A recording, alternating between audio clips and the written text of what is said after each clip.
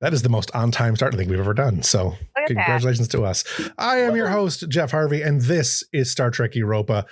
You can learn more about the show by checking out the link in the link tree in the description over there. I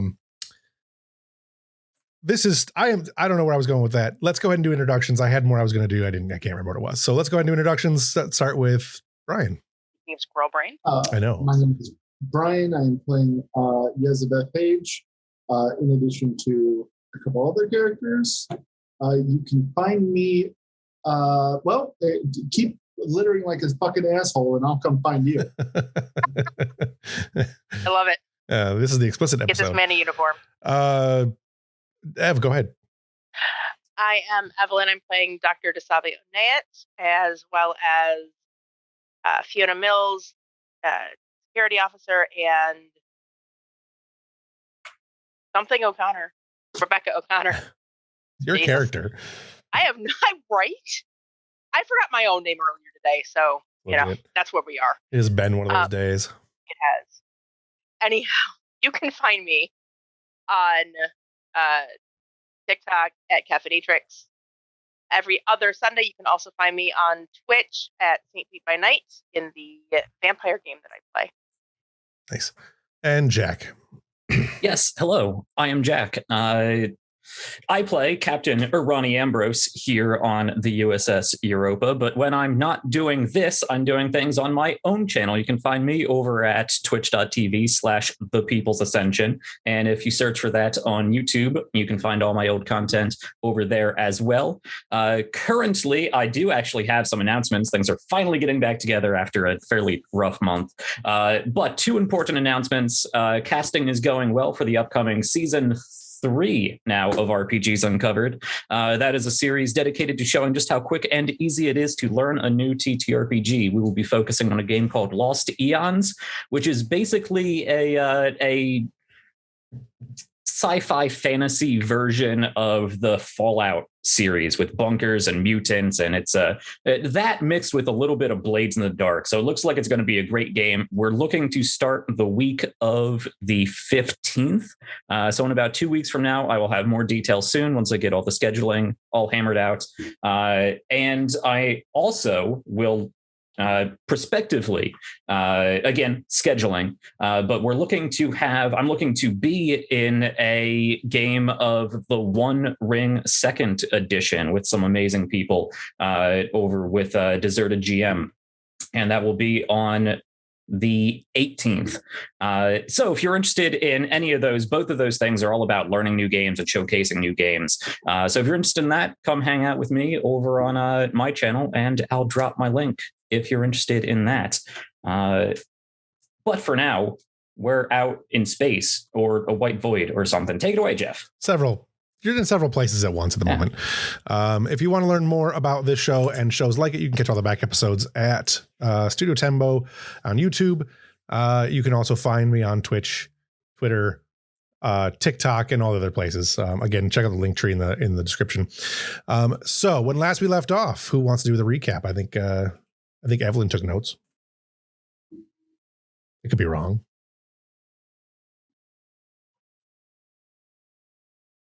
Did I lose track, Evelyn? What's going on? We can't hear you. I forgot to unmute. There you go. Let's start over from that. Okay. All right. Take 2. All right. So we started out on Berry Bush with O'Connor, Koba, and Beren getting some samples of their grains and talking about their farming cycles and all that jazz. And one of the soldiers came stomping up, was all super angsty pants, and was in our guard's face, trying desperately to go to probably Koba into a fight, because really Beren and O'Connor weren't looking to fight anybody. And did not succeed. We got out of there. There was a discussion about whether or not we should establish an outpost. It was determined we're not at that point yet.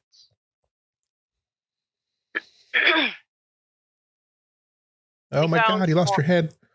No, you're fine. Green screens. We found. Yeah, I just want it right off. We found some more anomalies near the Maelstrom. Very volatile. Lots of neutrinos and chronotons. Because you got to have neutrinos and not chronotons. Why not? Right. They indicated there was a presence of a wormhole at some point.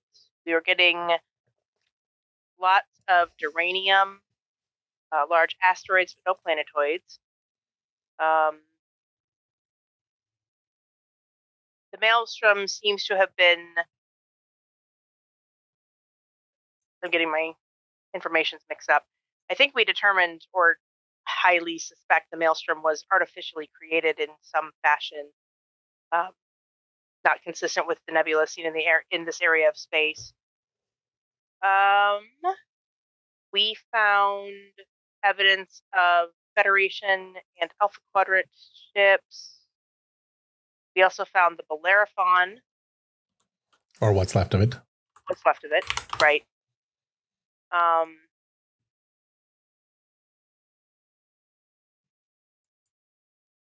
Savi talked to Foxwell and the SSH about working out a compromise to get access to the SSH's new codes.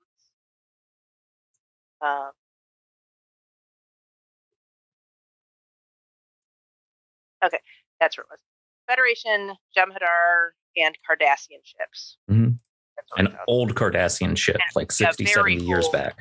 Mm-hmm. Yeah, like 50 years prior to the occupation of Bajor.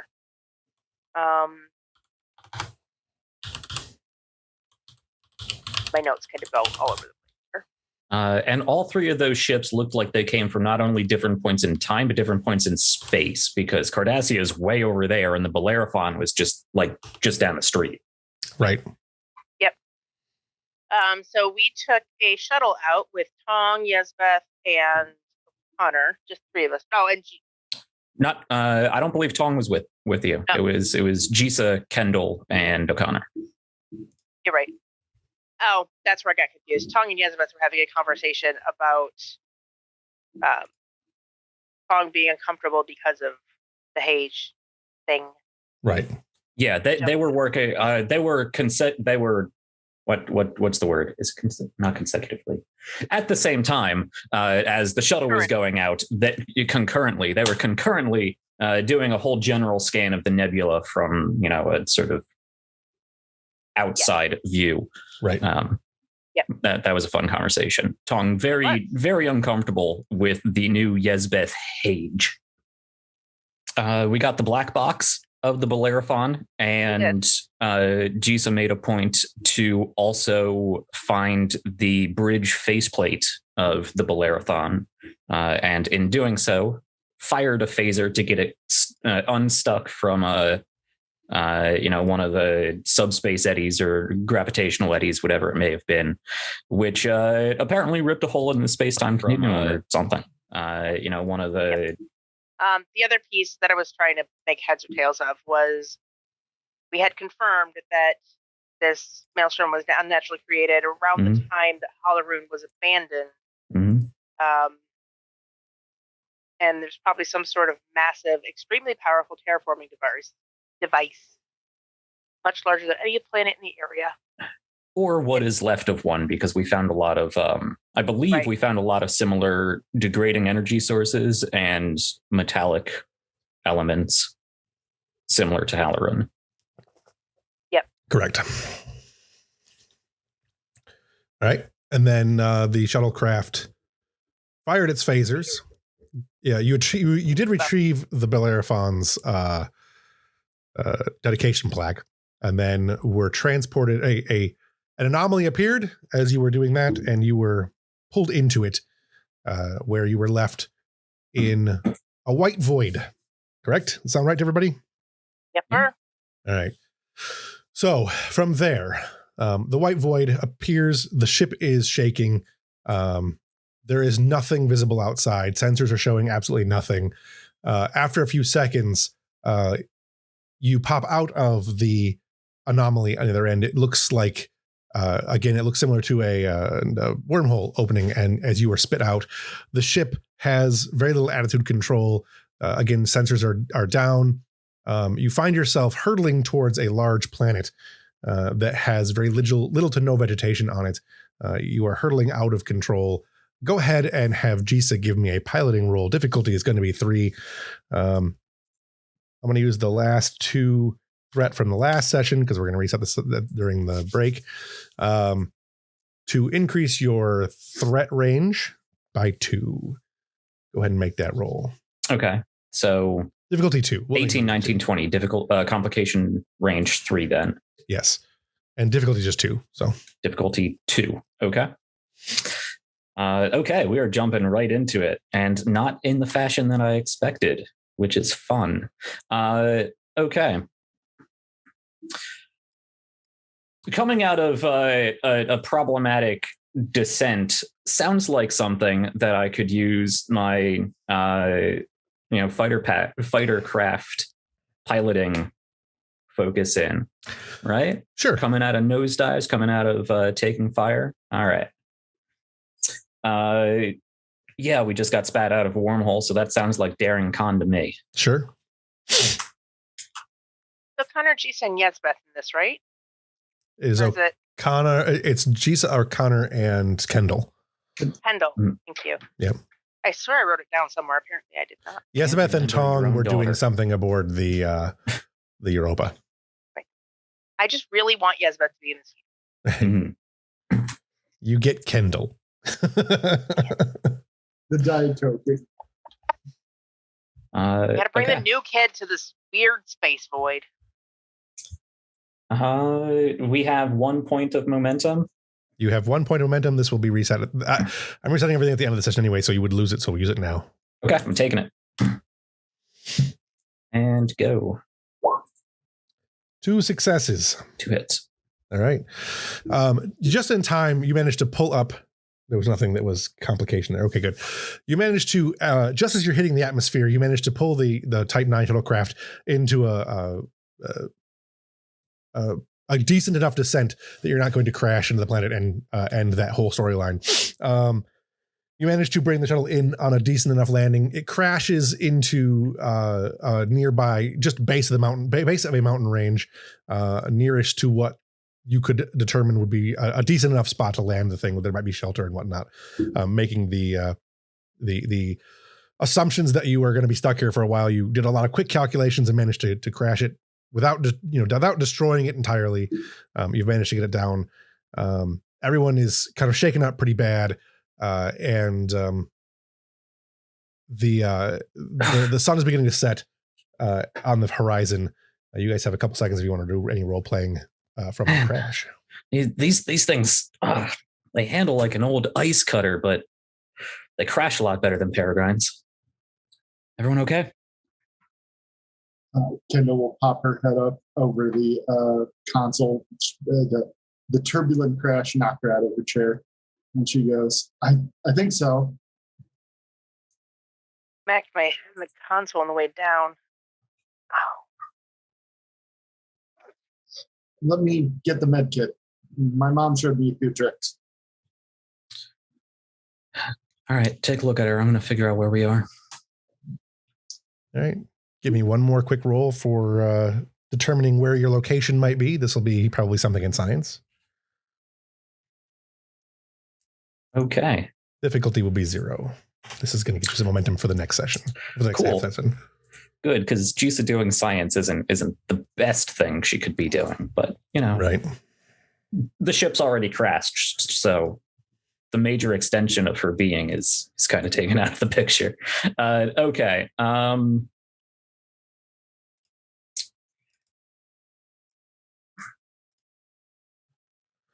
Yeah, it's gonna be a science roll. Yeah, reason and science, or I would even go for like reason and con. Because you're checking the ship's systems to see if it's referencing anything. Con would be a lot better. All right, we'll go reason and con. Okay, definitely no focus here.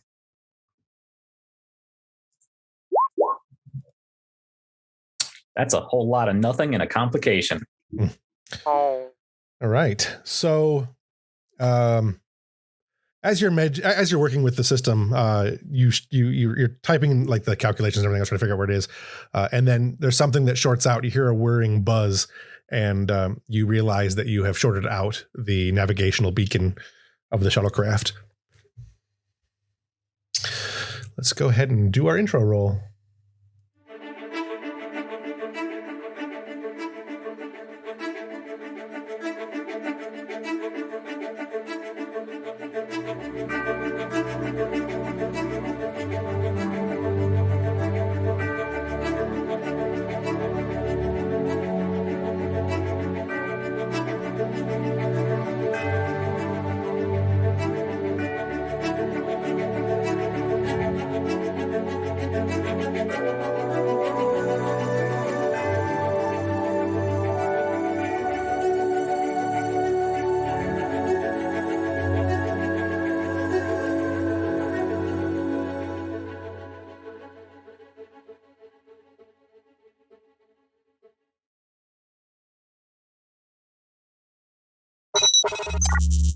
Oh, baby shit.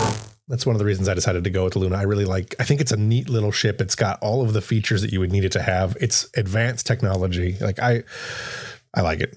Mm-hmm.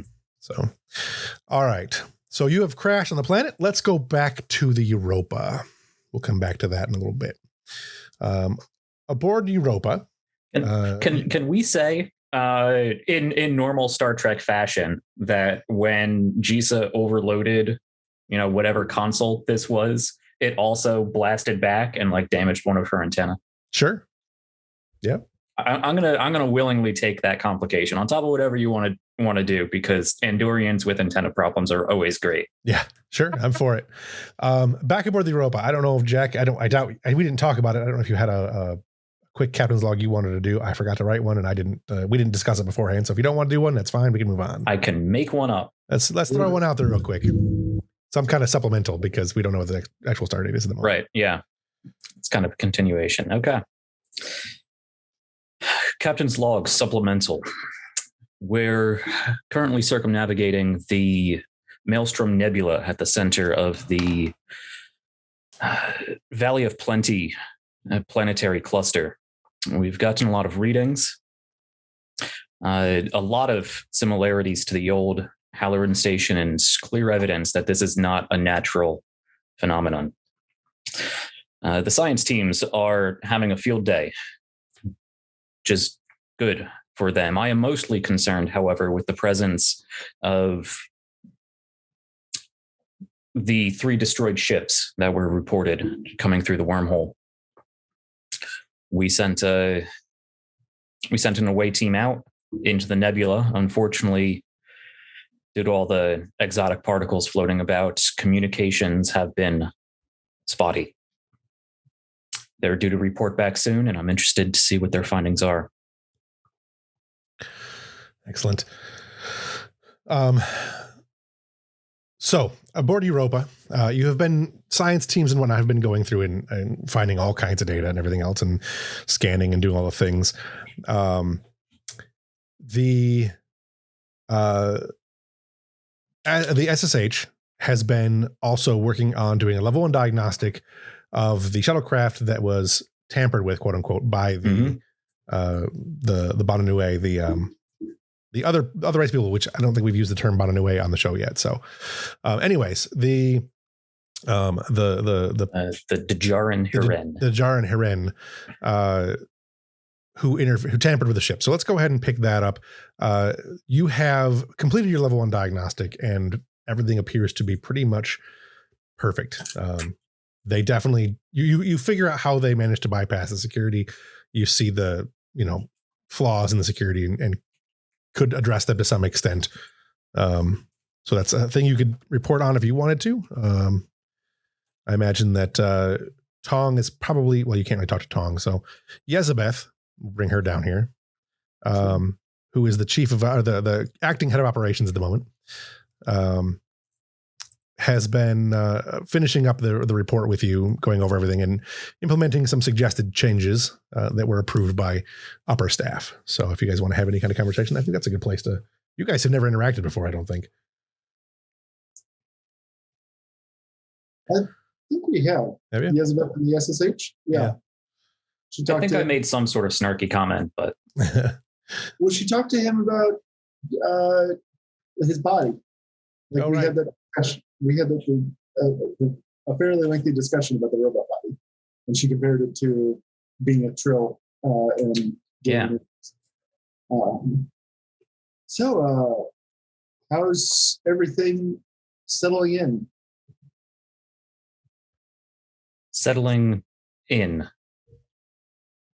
Well, Are you referring to my reintegration or this particular task? a little column A and a little column B, I guess.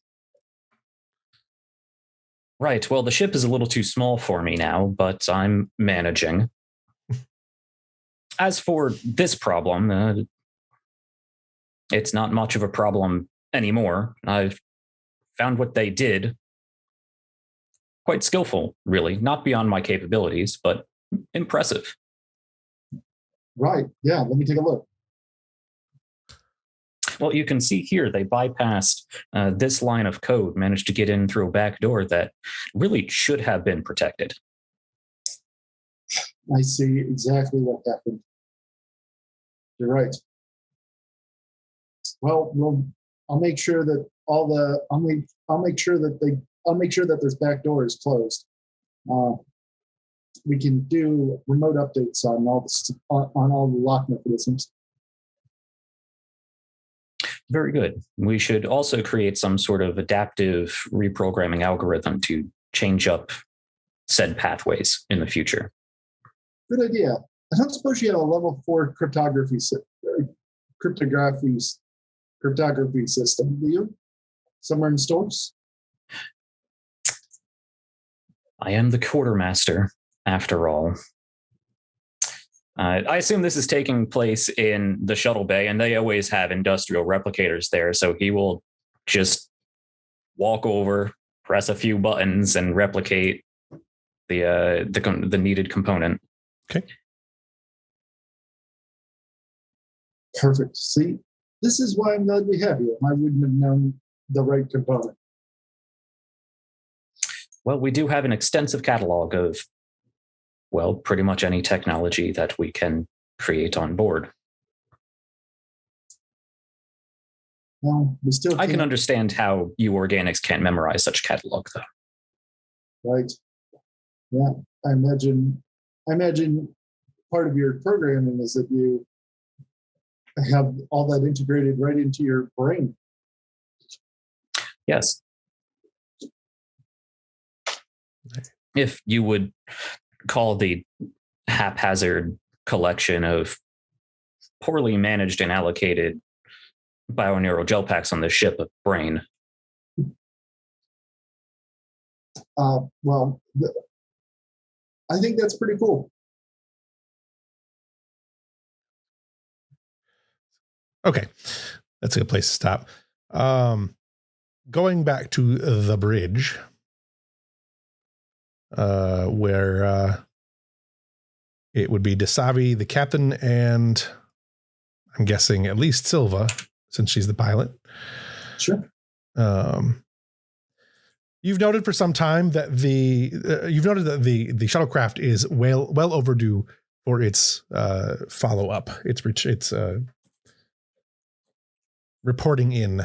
I suppose Mills could probably be there too, because why not have Evelyn play all the characters? Everybody.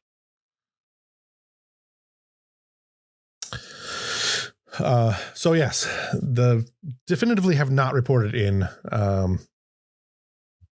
Anything you want to do about that group of people?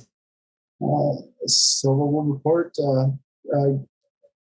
The commanders, I've scanned all signals, emergency, non-emergency. There's no sign of any. There's no sign of any signals from the nebula, from our shuttle. I'm understanding our sensors and communications are having difficulties in bypassing the nebula, but they are well overdue. If they had the same problems we're having, they should have moved out of the nebula if they could. That leads me to believe something went wrong.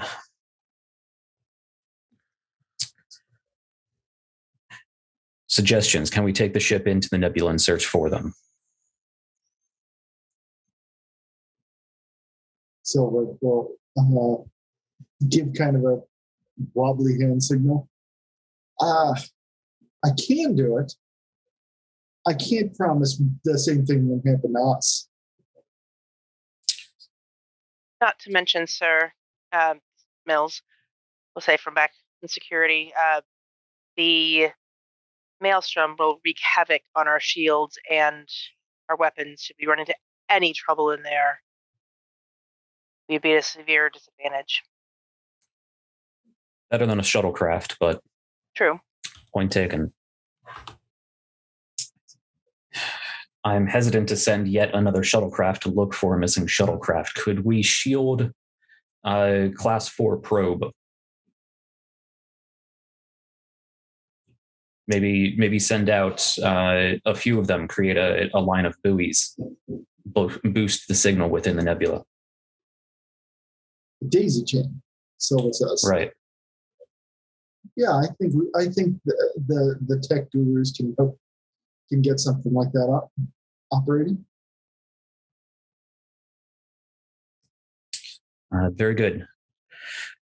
Commander, oversee engineering. Get Tong and Coaster on that.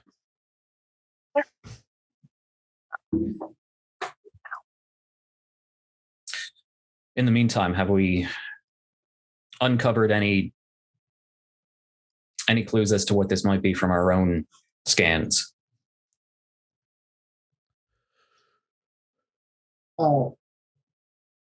Can I do kind of like a roll check as Yezebeth for the scan that she has undoubtedly already done by now, and do Q&A so I can answer those questions? Sure.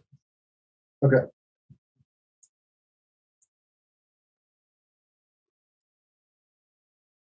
We'll say difficulty 1. Okay. Just due to sensor interference. Yeah, I'll go ahead and give you a threat.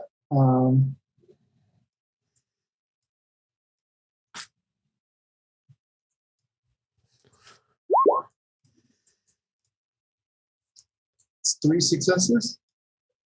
So, all right. So 2 questions plus any other questions you might get. The ship can also make a roll. Okay. Did we detect any kind of anomalous readings when around the time the shuttle disappeared? Going back and looking over the log, I would say yes. And the ship gets another one. You would see an increase in neutrino and chronoton particles in the relative region of the shuttle. Okay. And that relative location of the shuttle, do we have a fairly good idea of what that region was? Yes. Okay. So Silva will report that. We've gone over the sensor logs. We think we know the time and the place where the shuttle disappeared. We could avoid that specific spot while we go in and search for them. Empress would stand up and walk over. This is Yezbeth? Silva would have said it. Yezbeth made the roll earlier and is reporting, and the information is being gone through now. So. I see. He'll walk over to stand behind Silva and take a look at the console. This particle burst, having spent so much time at DS9, does that look familiar to a wormhole opening? Yes. I'd say we found our wormhole. You have 3 more questions plus any other questions that you might have gotten. 2 more questions plus any that you would have gotten. Is there a way to tell from where we are where it might open up at or when? As far as the destination? No, you don't even need to. You don't even use a question for that. There's no way to know that from where you're at.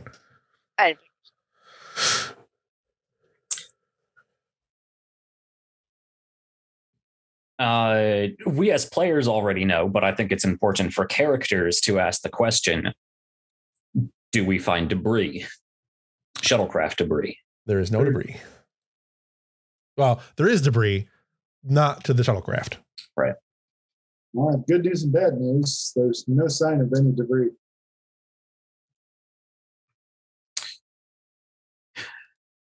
Well, then it's likely they've interacted with the wormhole. Best case scenario, they came out on the other side of it intact. But that's best case scenario. Wormholes are unstable. And even with that, we don't know where or when they would have popped out or how frequently this wormhole will open and rotate through its obvious selection of destinations. Or if you can even go back the other way. I've heard of one-way wormholes. They might be on the other side of the galaxy with no way to get back. Unfortunately, we don't have enough data on wormholes. They're too rare. The longer this conversation is progressing, Jack, you're feeling a sense of worry that Zavi is very clearly trying to tamp down.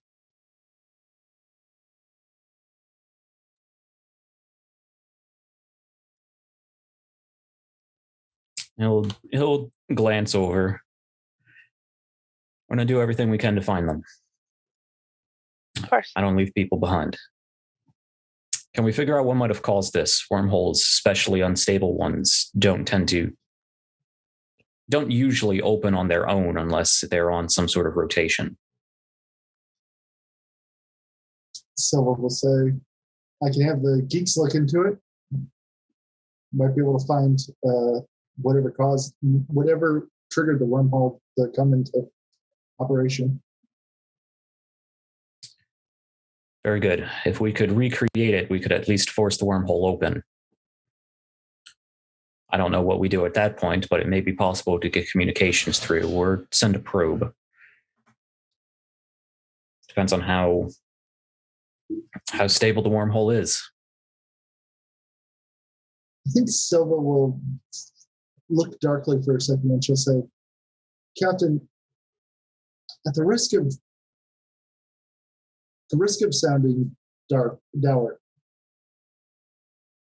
there is something to be said for the situation of putting good money after bad. At that, there's a quick flash of anger, just super quick. Sorry, could you repeat what she said? I'm not sure I caught that end bit. There is something to be said for the possibility of sending good money after bad. If we bring the Europa to this wormhole, we'd be putting a lot more people at risk than just those on the shuttle. I'd agree. I don't think we should bring the Europa anywhere near the wormhole. But if we can set up, as you said, that daisy chain of comm buoys and perhaps send one or more through the wormhole, might be possible to communicate. I'm not sure of the technology required, but they managed something with the Bajoran wormhole, two-way communication through the wormhole, at least while it was active. We might be able to set up something similar to that. She nods, and I'll make sure the tech team has those schematics. If necessary, we can have those deployed via shuttlecraft, but I'd like a minimal crew in that, and I'd like them to maintain maximum safe distance from the wormhole until we're sure exactly how it interacts with local phenomenon. She nods. Would it be safe to say Dasavi is like glaring at Silva? No? Okay. Mm-mm. No, she's maintaining her professional demeanor. She's staring at her psychically. Yeah, right. Ambrose is getting these flashes of emotion that she's trying to keep control of. She's trying to stay kind of maintain her rational detachment. But as an empath, he's picking up the emotions that are flashing through too. Silver will spare a small glance towards this Avi before she looks back to the captain and says, "Well, if that's all, I'll go ahead and I'll make sure everybody's on the same page." Very good, Lieutenant. Commander, my ready room. Yes, sir.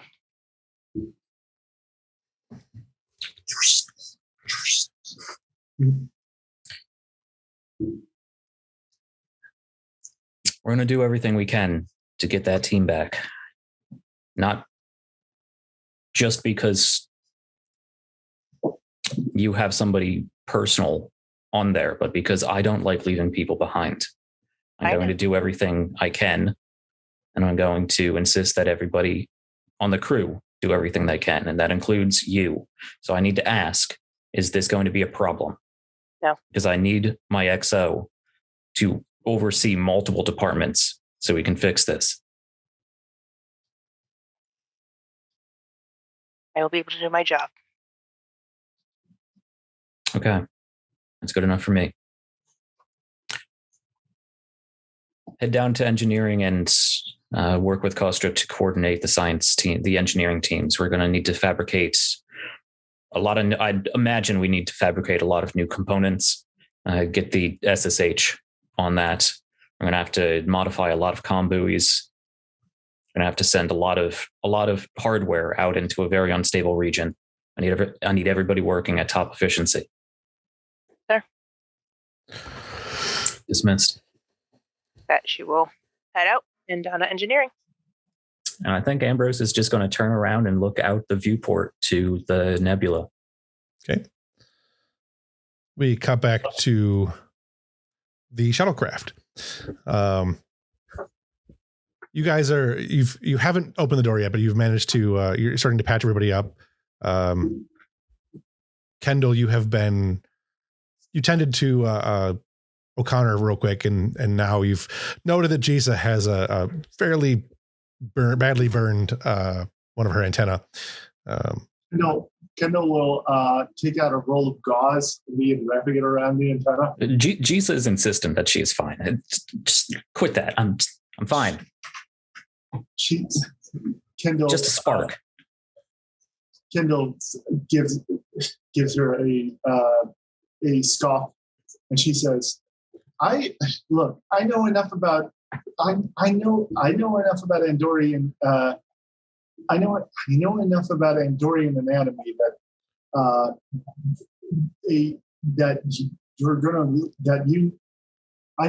Andorian anatomy that this is going to make you awkward, if nothing else. We have more problems to deal with this right now, and she's going to stand up. And you always crash land on a planet with a breathable atmosphere, or else you can't do anything. Right. So she's going to head over to the to the door. She's going to stand up and make her way to the door, and just clearly stumble into things. Let's have some Andorian say for TV fake curse words. Right. I think Kendall will literally stifle a giggle before going back up to her and say, "May I?"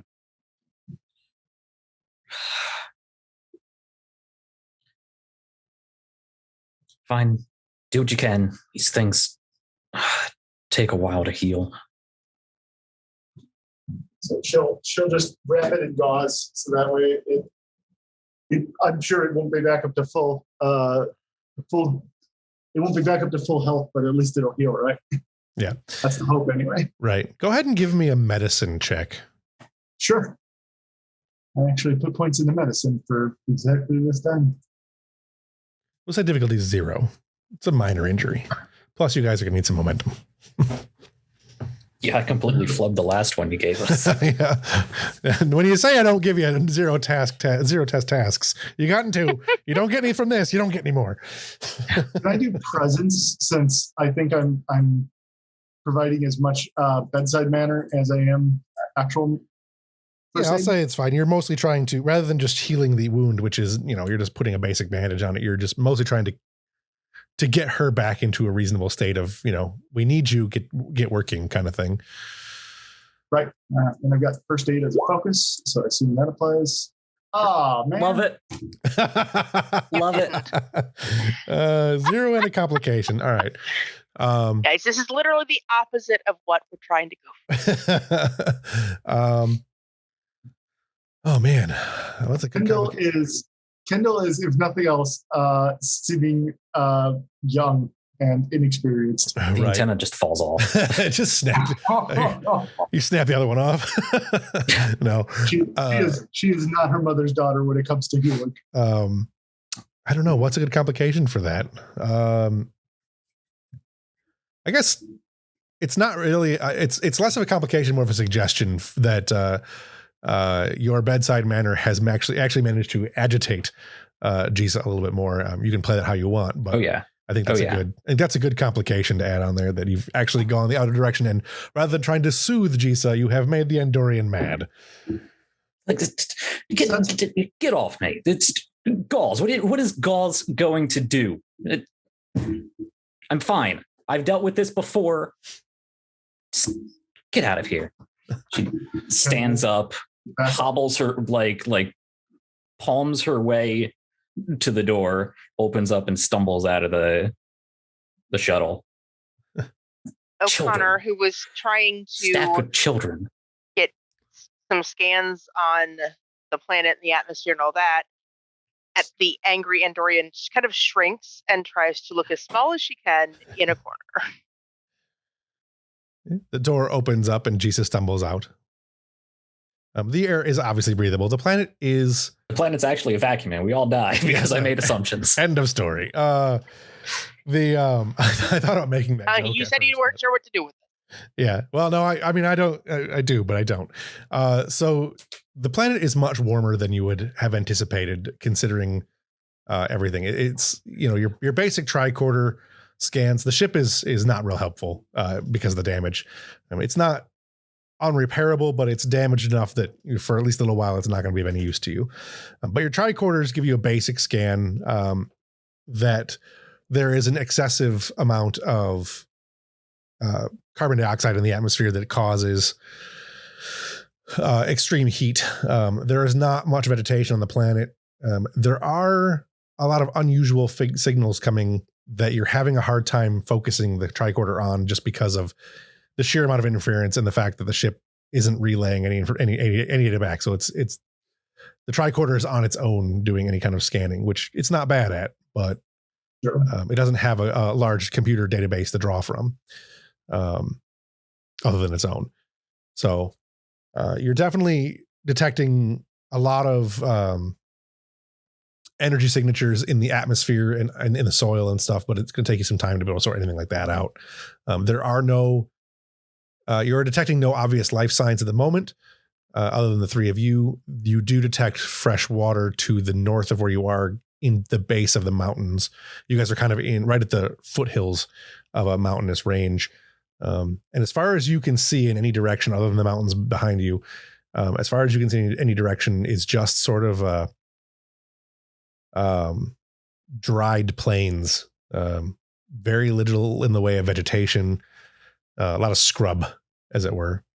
Gotcha. So like desert steppes, kind of. Yeah, it's desert. It's a really more like the mesas or like the Salt Lake areas, but it's not sandy. It's just dried ground with some very light vegetation. Okay. Scrubland. Gotcha. Yeah, scrubland. So, what you guys want to do? I think we're following Jissa, since, or at least Kendall is. It's obvious that Kendall, even though she may be nominally in charge, is not actually in charge yet. Right. How far away was that water source? Probably about an hour's walk. Okay. And the ship is toast. We're not repairing it. You probably could. Tong or Coaster probably could for sure. You might be able to do it, but it's going to be really hard to do. Like for a group of non-engineers, it would be tough. But yes, it could probably be repaired if necessary. Okay. You said our navigational systems were cut off. I'm assuming that includes our distress beacon. Yes, anything that deals with like location. Just assume that's dead. Like you have no way to scan where your location is, no way to send information as to where your location is, nothing like that. Okay. Location-based mechanical things are all dead now. Is that repairable, or are the components simply burned out? They're simply burned out. You would have to replicate new ones, which you're not going to have the power to do anytime soon. Okay. She'll stumble back to the door of the shuttlecraft. The ship may be repairable.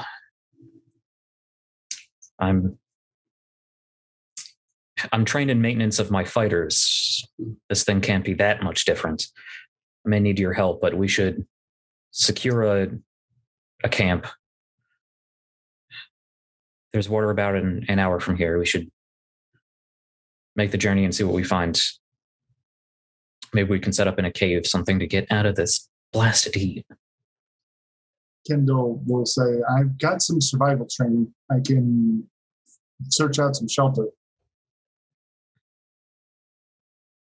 All right. Grab your phasers, take what you can carry. Let's head out. You guys go through, grab all the emergency supplies off the shuttle, the couple of backpacks that there are, and the phasers, there'd probably at least 3 type 2 phasers on there. So, and then you begin marching your way up the mountain range. O'Connor, are you going to do anything? Just going to follow? Yeah, she's coming. She's grabbing whatever receptacles she can for water and whatever portable equipment they can carry. Okay. I take it you let us know about the conditions on the planet, the ones you scanned, the carbon dioxide and everything? Yes. Yeah. Your tricorder gets that info pretty quick. Okay. Kendall will posit carbon dioxide could mean an industrial civilization. This world might be inhabited. Good. If there's people on this planet, they're not here. But if we could get a signal out, maybe someone might pick it up. At least not on this side. Who knows how big the planet is? And without the ship to relay, our tricorders only have so much reach. There's another problem too. If it is inhabited, it might be a prime directive violation for us to contact them. We might have to lay low, or I don't know, bury the shuttle. If the choice is between dying and violating the prime directive, I'll take my court martial now. Kendall will think for a moment and she'll say, no, we can't allow Starfleet to break literally the biggest rule. If it comes down to our survival or preserving the prime directive, I'm afraid that... I know you're just out of the academy. You've heard all the speeches, all the high-minded ideals. People break the prime directive all the time when they need to. If we can get off this planet, we're getting off this planet. Well, I should go find that cave, I guess. All right. You guys prioritize communications and at least see if we can pick anything up. You guys start walking up the mountain, and let's go ahead and do you can each do one thing. We'll have you guys figure out what you want to do. So, Kendall, you were going to do the survival test, right? You want to go ahead and do a survival roll. Difficulty will be 1. Jisa, what do you want to be doing? Not fall off the mountain. Fair enough. So that is what you're focusing on. Yeah. O'Connor, what do you want to do? She is going to scan what little vegetation can be found, and try and determine if any of it is edible. Come across any like cacti, anything like that. So let's go ahead and have Kendall make a. Can I do security and insight? I think it's insight security. I'll go with that. If you have a focus in survival, we'll go with that. And then O'Connor, you can make a reason and science roll with xenobotany as your focus. And then we'll let you both ask questions regarding your things based on what you guys get. I'll say the difficulty for both will be 0 again. Okay. So I got 3. Brian's got 3. You can ask 3 questions related to the survival situation you were in. Sure. First, do I find any tracks from any humanoid creatures? Like, do I find any footprints? No humanoid creatures, but you do see evidence of fauna. Okay. So somewhat large fauna, there's probably at least a mid-sized predator, 40, 50, maybe 100-pound predators, and prey in the 1 to 200 pound range. Okay. Do I find shelter? You will be able to find a cave system near the water. And that kind of answers my next question. Do I find fresh water? Yes. Okay. Although we'll get back to that in a second. It is fresh water. It is drinkable water with the technology that you have on board. Sure. Yeah. All right. So O'Connor, I think you had one more question there, Brian, but O'Connor, you've got 2 questions. So you do find some basic edible food. Won't do an Andorian a lot of good. It's not, she won't starve, but it's kind of a poor nutrition for her. But there are other 2 of you can eat it fairly readily. Not a ton of it, but you do find some berries and scrub grass and things like that you guys can eat. Anything you want to do with your 2 questions. And this is environmental related. You can ask basically anything about the environment that isn't directly survival related. Right.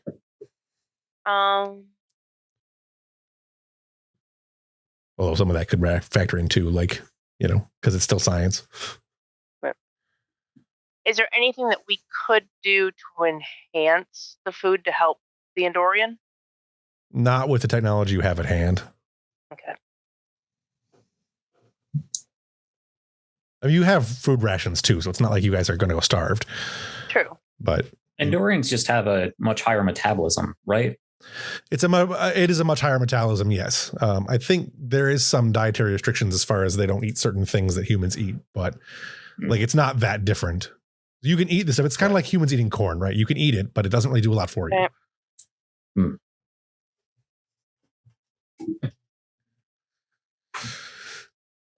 Is there any, I don't know if. May also just be a low calorie supplement of food. So is there any what? Is there any evidence this land was once farmed and has been damaged by industrialization? There is a great deal of evidence that there is a high concentration of pollutants in the atmosphere and in the soil. Probably not necessarily this area that you're particularly in farmed because you're kind of going into mountain country. But yes, there is enough level of pollutants and things in the atmosphere and in the soil that there is almost certainly some level of industrialization, some excessive level of industrialization in this planet at some point. Is there a way to tell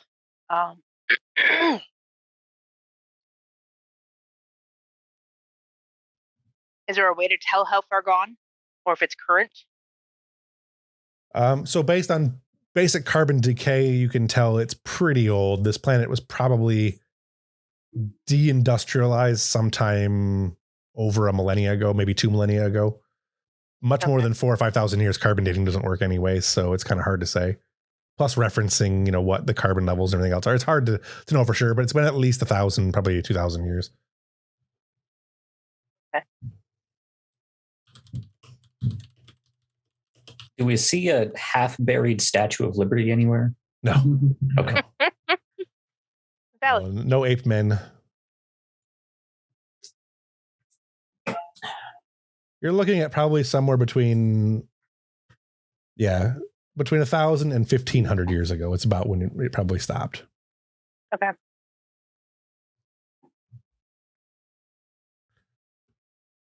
I think that's all your questions, right? Yeah, that's my two. All right, you got one more, Brian, if you wanted to ask one more. No, I'll put that towards the moment. Okay.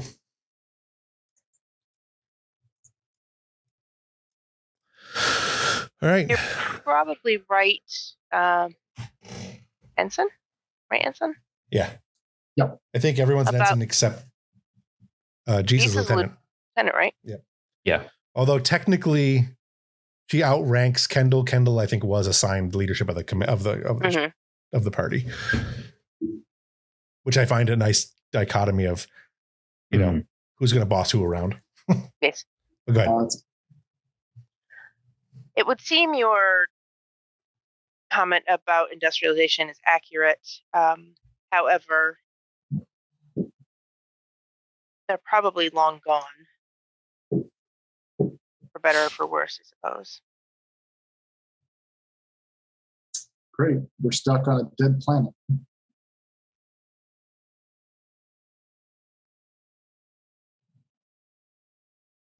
Well, maybe we can go, if they are gone, then maybe we don't know how far they advanced technologically.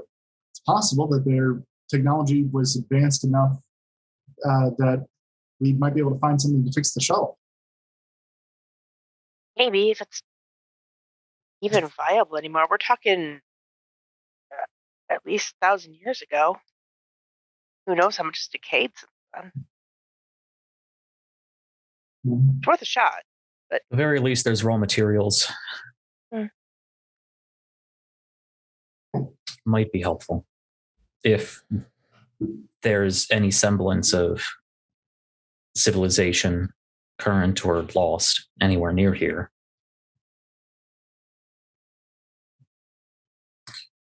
For now, let's set up camp. Start working on purifying the water. We're probably going to have to take multiple trips back and forth between here and the shuttle, but I want to see if I can get that thing fixed. I found a cave nearby. We need to be careful that there's some kind of predators in these woods.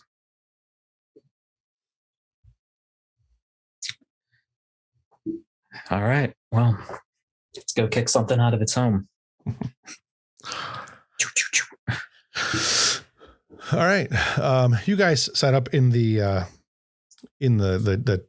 opening of the cave. It's not real deep. It's not like you have to worry about bears being hiding in the back of anything, but you do see evidence that something comes through here at least on a semi-regular basis. It's quadrupedal.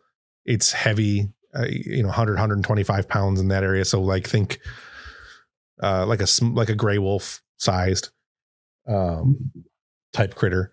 And there is obviously some sort of game that is in the 200-pound range. So small deer, very small deer. And that those appear to be the tracks for that appear to be pretty prevalent. So there's probably a few of them, at least a small herd. Things set up pretty easily. You guys managed to get your lights set up and your encampment and your bed and all that stuff set up. You've got your little camp sensors for your perimeter defenses and stuff like that. You're pretty well equipped since this is a shuttlecraft that is designed for this kind of thing, really, for longer range stuff. That as the sun is going down, it gets cold fast up here in the mountains. It goes from excessively hot, probably in the 60 degrees Celsius range, to around 0 Celsius. So somewhere between 60 C is in the 90s, I think, right? 60 Celsius. Closer to 140. So somewhere between 100 and 120, 130 degrees down to basically freezing in the span of a few hours. It's a vast change. It's a really hard change on everyone's body. Jesus obviously is doing a little better in the cold than everybody else is, but you do have you do have survival gear as far as the clothing goes, like with the reflective pants and all that stuff. So you're okay on that. Kim was going to tuck herself really tightly into that mirror colored that chrome sleeping bag. Right. Juicy will find a nice big rock to bring over and superheat it with a phaser. Yeah.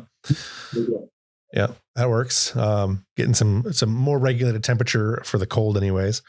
Throughout the course of the evening, the first evening that you're out, you do don't see, but hear the cries of some kind of animal. It's probably, it sounds like a cross between like a wolf and a wolf and a cat kind of thing, sort of that large predatory sounds. And they don't seem all that far away, but they're certainly not close enough to trip all your sensors and stuff. You do also note that your tricorder has slightly better range at night, but not significantly. In order to get a decent range out of your tricorders, you probably have to network them together and do some kind of, minor tweaks to them to get them to have a better range and better efficiency. Which is something. Well, go ahead. Would we be able to get better range at a higher elevation? Yeah, you do get, as you're going higher, you did get a better range. It's not significant, and it's higher in one direction because obviously the mountains are stopping you from getting a whole lot. But as you go higher, you do get better range. Okay, and that's something to keep in mind. All right, we have sensors, but we should set up a rotation for overnight. I don't want to rely on technology in case there's anything weird going on here. And we'll take shifts sleeping. I'll take first. Kendall, I want you second. Your telepathy may come in handy out in the dark. Yeah, about that. I don't want to make a big thing about it, but I don't have to. You're a Betazoid, right? I really, really don't want to make a thing out of it. All right, fine.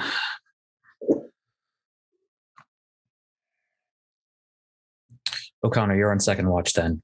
I'll leave Kendall to the morning. Kendall will sulk in her sleeping bag. I'm going to take a walk outside. I won't be far. I want to get an eye on the stars. Okay. I want to go out and I want to see if I can. An angry, hot-headed, wobbly Andorian going out on a walk on an unmapped planet on her own.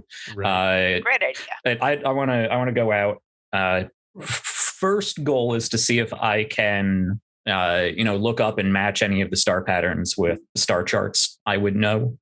And if I happen to see a nice, juicy game animal, I'll shoot it. Right. All right, let's go ahead and because of where you're at, you do have a tricorder, but looking at the stars to map them out will be very difficult. You do not immediately recognize anything, like not anything. It's completely foreign stars to you. You don't even see a reference point that you could even begin to note. So you are clearly not in, at least the Alpha Quadrant. It's hard to say from planets anyways. Every planet's different. You're not on any planet you've ever been to before. That's for sure. So give me also the reference points that you have. The tricorder is not immediately pick up, which means it's probably not Alpha Quadrant. So go ahead and give me a roll. And I'll say con and reason, I guess. The difficulty though is going to be really high. Yeah.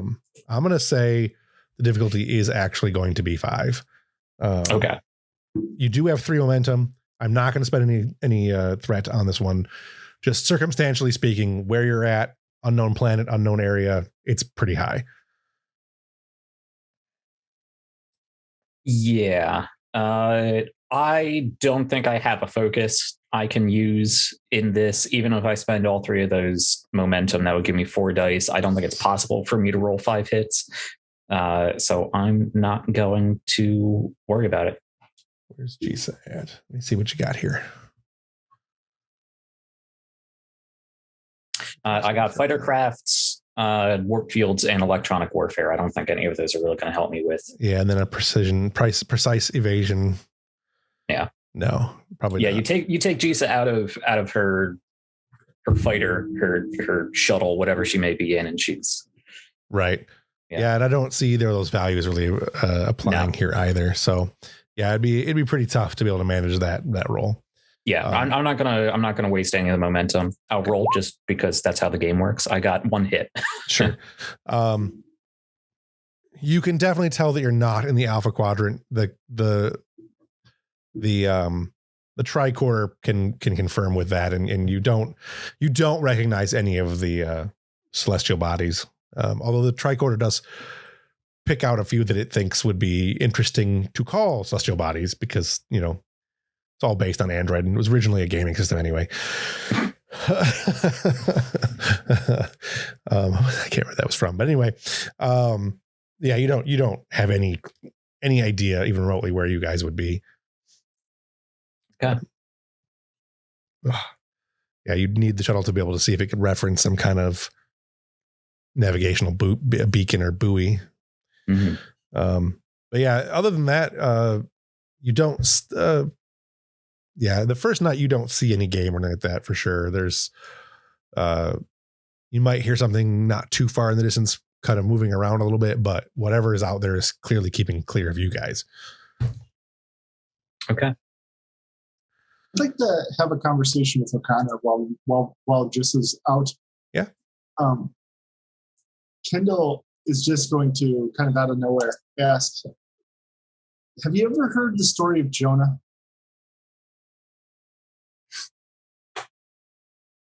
Like the old Earth Bible tale? Yeah. One of my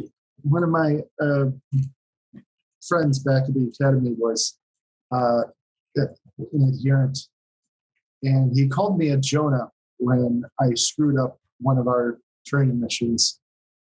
You get eaten by a whale? Well, apparently it's old Earth superstition. That's there would be that if a sailor brought bad luck, they would be called a Jonah, and they would bring dire fortune to the ship they're on. I'm beginning to think that he might have been right, but I am a Jonah.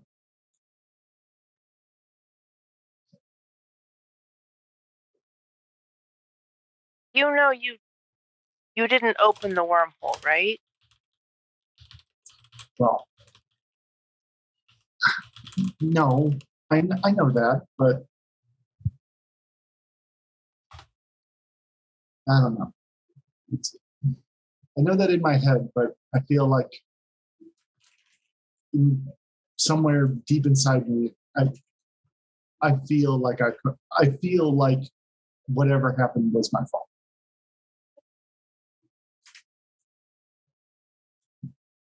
It wasn't any.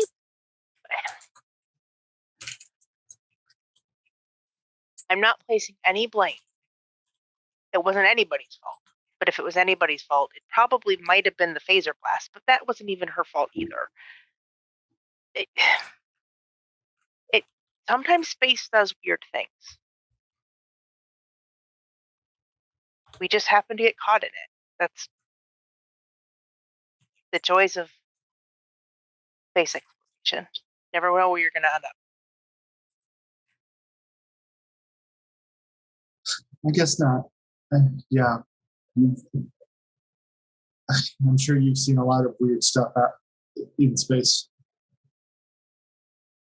Yeah. That's why we signed up for this, right? Why did you sign up for it?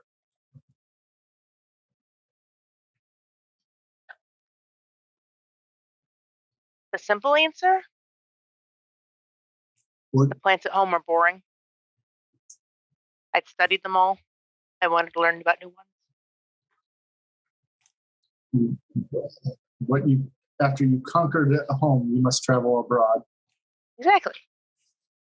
That's about as broad as we get. Looks around at the cave. Well, I hope your career has been working out for you. I'd say so. I mean, I'm on the flagship of the Federation.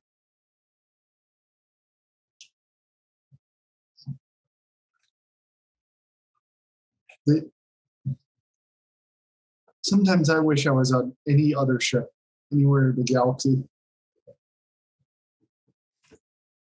Why? When I signed up for Starfleet, I was not expecting to be posted on the same ship as my mother. Oh. That'd be awkward.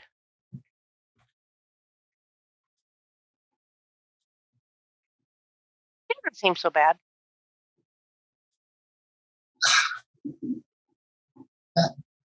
Imagine for a moment, you picture your mother.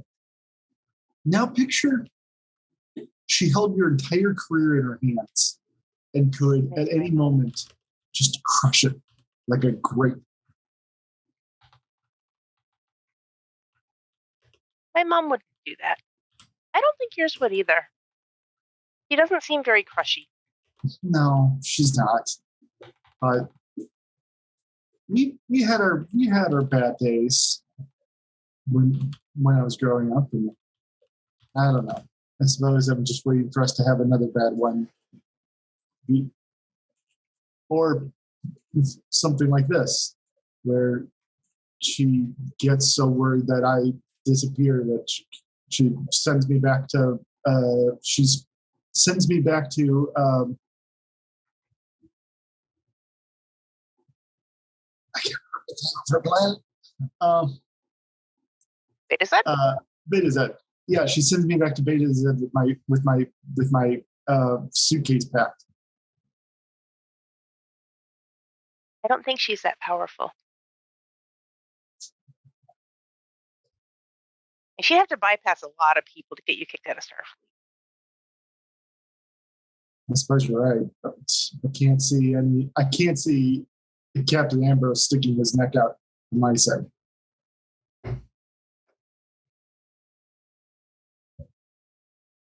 For you specifically, probably not, but not that. Oh, that's not how I meant that. I don't think he would stick his neck out for any one person in particular, but I think he would do what's right. Well, I suppose. Yeah, I hope you're right. He seems like a good captain. I don't mean to sound down on him, but I just, my mother's very good at convincing people that she's right, or that what she wants is the right thing. Others do that. Well, I've got a shift coming up. I better fall asleep. Okay. All right. Let's go back to Europa. Dasavi was heading down to engineering. Mm-hmm. Obviously, things are out of continuity time-wise. That's just the way it is. We didn't travel through time. It could be that weeks pass. Yeah, who knows? Dasavi is going down to 70 years later. What were you going? What were you going engineering for? Talk to Tong and Tong and Kostra. Kostra. Yeah. Okay.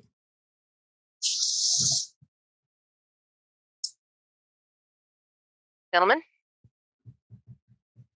Commander? the brain is not switching gears as quickly today. What's up, Doc? Lieutenant. Can you see about arranging a series of probes, extra shielding to daisy chain them into the Maelstrom? Sure. Why not? I was just telling my pink friend here that we're not busy enough here in this engine room, and that we might as well put more work on our plates. Isn't that right, Tom? Wasn't I just saying that? Yes. I love this kid. All right. Ignore my griping, Commander. I'm glad to give you something to occupy your time. And when you're done, come by the med bay. I think your eyes might need a little checking. He rolls his eyes and pushes up his sleeves. They were already up, but he pushes them up even further. Let's get to work. Coaster's wearing a tank top now. Yeah.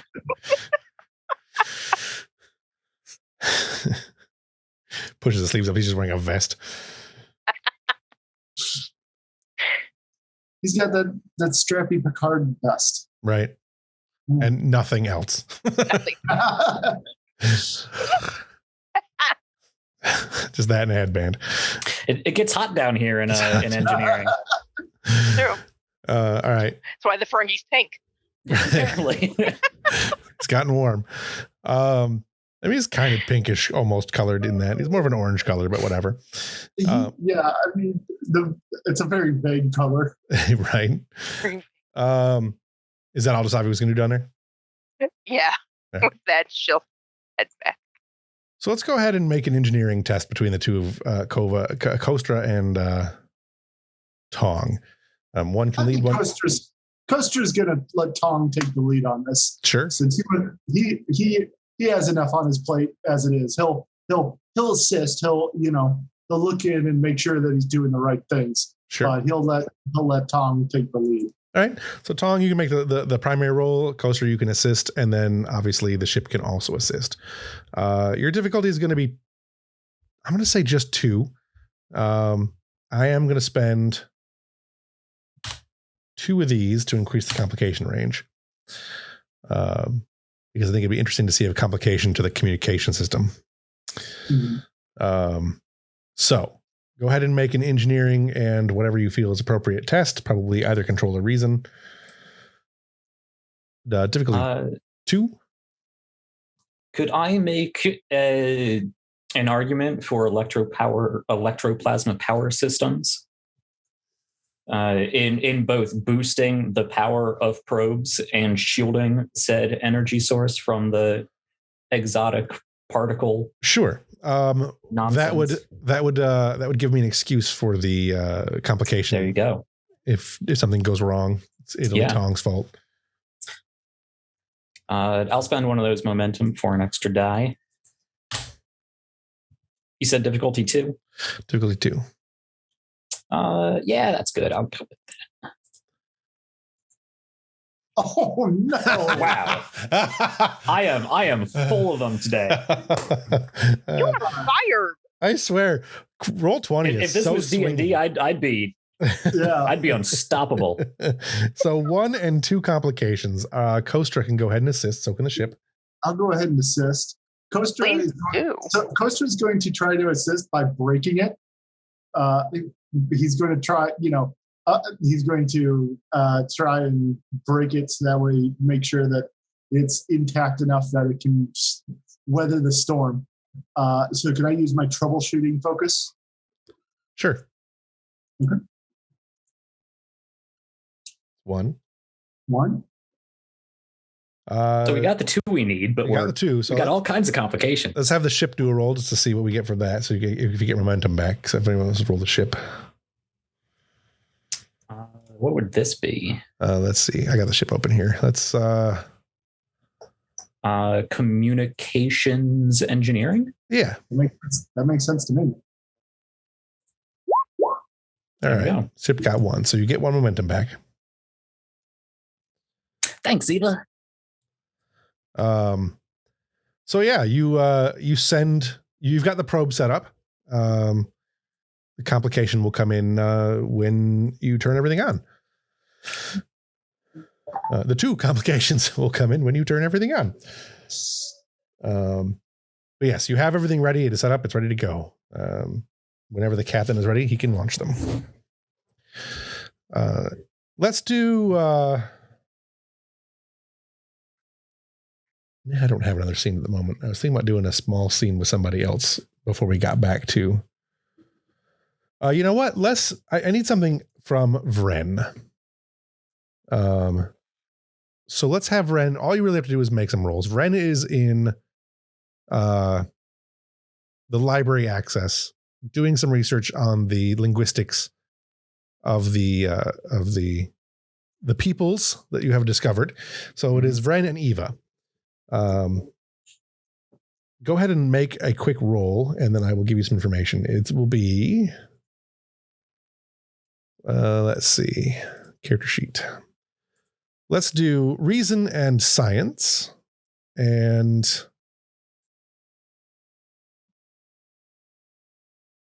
xenoanthropology, I think would apply here for sure. Yeah, study of language, yeah. And you also have studious, which is not relevant to this particular case, but specifically you are looking at linguistics. So,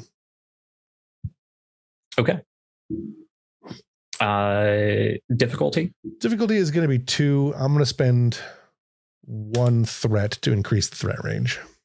All right. Because if you fail, you'll get a bad. Perhaps your translations will be poor. Okay. Yeah, let me go ahead and pull one of those dice again, see how many more complications I can roll for you.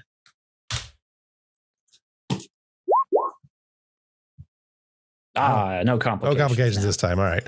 I guess I'll take those 3 successes then. Right. So the difficulty was 2, so you get 1 extra question you can ask. You begin to note there is some similarities between this language and is Eva helping with Eva the ship is roll? helping. Yeah, I can roll that. Hang on. Europa. Computers and science. Pretty much what she's the bestest at.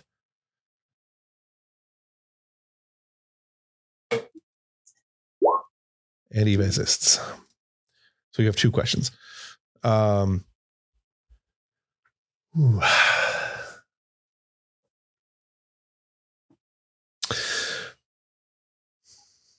I don't want to give too much away yet.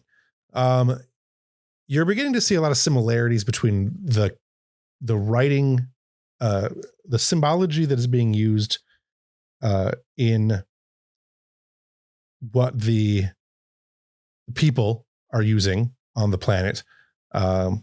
It's you've managed to connect it much more thoroughly with the language that is on Halloran Station. It is there is clearly a separation, but it's the language on Halloran is clearly a root of the rest of it. You following a hunch, you started looking into other databases that may have similar writing or similar root, as it were. You find that it roots to a lot of the languages that you've already encountered in the Shackleton Expanse, in the Expanse. But clearly this is much closer to the original than almost everybody else's, which you already basically knew that stuff. But you've gotten now to a point where you can do a much, much more precise translation. Any questions you want to ask regarding that? It's going to come up more effectively later, but. Yeah. So language is one of the primary means in which a group of people categorizes their world and what is most important to them and their worldviews and their beliefs and whatnot. I don't know if I have enough vocabulary to get this, but can I get an understanding of how, can I get a general understanding of their civilization based on it, how technologically savvy they are, how religious, how important religion is to them, what their family structure may be like? Yeah, sure. Without too much difficulty, you can figure out that religion in the primary context of religion is less of a, it's less of a practiced teaching and more of a way of life. Their religion, for lack of a better term, is the oneness that they all feel for each other and for the land and for the ships that they have and all of that. Their technological level of their sophistication actually appears to be diminishing over time. Rather than becoming more advanced, they're becoming less advanced. They have the technology that they have, but they're not really innovating new technology. Okay. So it looks like a civilization in technological decline. Yes. Okay. Anything else? Well, I have Studio, so I get a free question because I bought one anyway. So I might as well find something to use it on. Sure.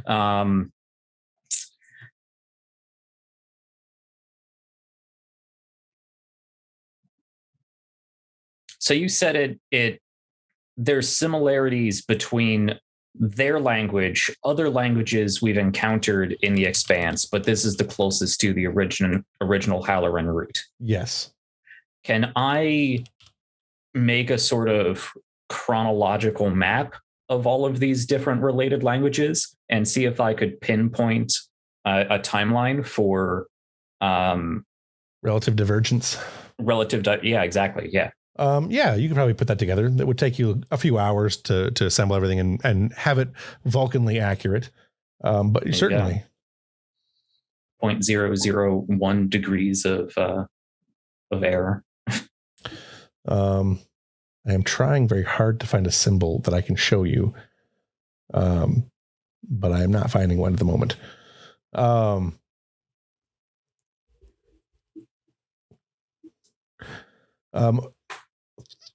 So, okay. The last thing that you find from this, and this is the information I wanted to give you, I don't have a symbol. I'm just going to describe it. You see repetitively, not only in the Halloran Station symbologies, but primarily in the symbolism and symbology of the people. Repetitive usage of a hand reaching towards something. It's either reaching towards the sky or reaching towards something else. It doesn't matter what it is, but it's always reaching. And that is upward. Is it always upwards? It is always reaching upwards. Yes. Okay. It is you see the symbol often, and it becomes repetitive. And then at a certain point in the timeline that you've created, you see that it kind of stops. Like they just stop using it. They don't put it on things anymore. Or they put it on things far less often. And it stopped being used at all in the other cultures. It just isn't things that are there anymore. And you're looking at maybe sometime in the last, well, it's hard to say because the different the different languages have diverged much earlier, but the only culture that still used it, after your main divergences in your branch of your tree line here, your timeline, the only cultures that still used it were the people. And then they stopped using it a couple of thousand years ago. Like they stopped using it regularly sometime between 1,000 and 1,500, 2,000 years ago. Okay. So about 1,500, 2,000 years ago. Okay. Is this I'm forgetting all of my anthropology terms. Is this a language based off of symbols, or does it have an alphabet? Is it iconographic, or does it have an alphabet? It is largely iconographic. It is, as I said before, you guys, it's pictographic. Right, pictographic. Yeah. That is primarily how the language progressed post Halloran Station. Halloran had writing as well, but it was largely pictographic as well. Okay. Could I look at, because over the course of 2,000 years, that symbol, whether it's in use or falling out of use or whatnot, is going to drift a little bit. Sure. I mean, if we look at how S's were written now as compared to 200 years ago when they looked like F's, right. There you go. Could I look at how that symbol changed over time and compare it to other similar symbols to see if I can get at least some sort of vague understanding of what its original meaning was? Sure. You'll note that over time, it definitely became a sharper, more precise type of drawing. You can compare it to early on where it was much more open-handed, and as it grew, as it was used in time, it became much sharper in definition, as far as like the angles were sharper and the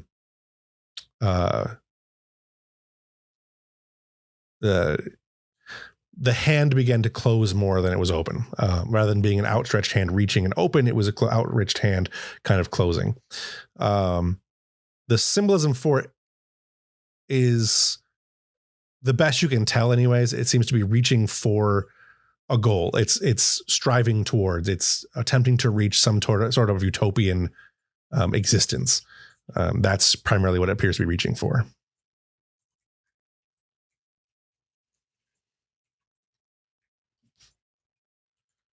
Okay. Well, I believe that's my 3 questions. All right.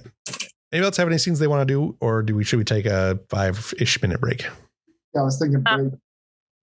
Real quick before we do that. Yep. Because I remembered the thing Savi was supposed to be doing. She will also go contact the SSH. Okay. And ask him to help with the probes. Okay. Yeah, that's a thing he can help with, no problem. Yeah. Great. More fabrication. Exactly my specialty.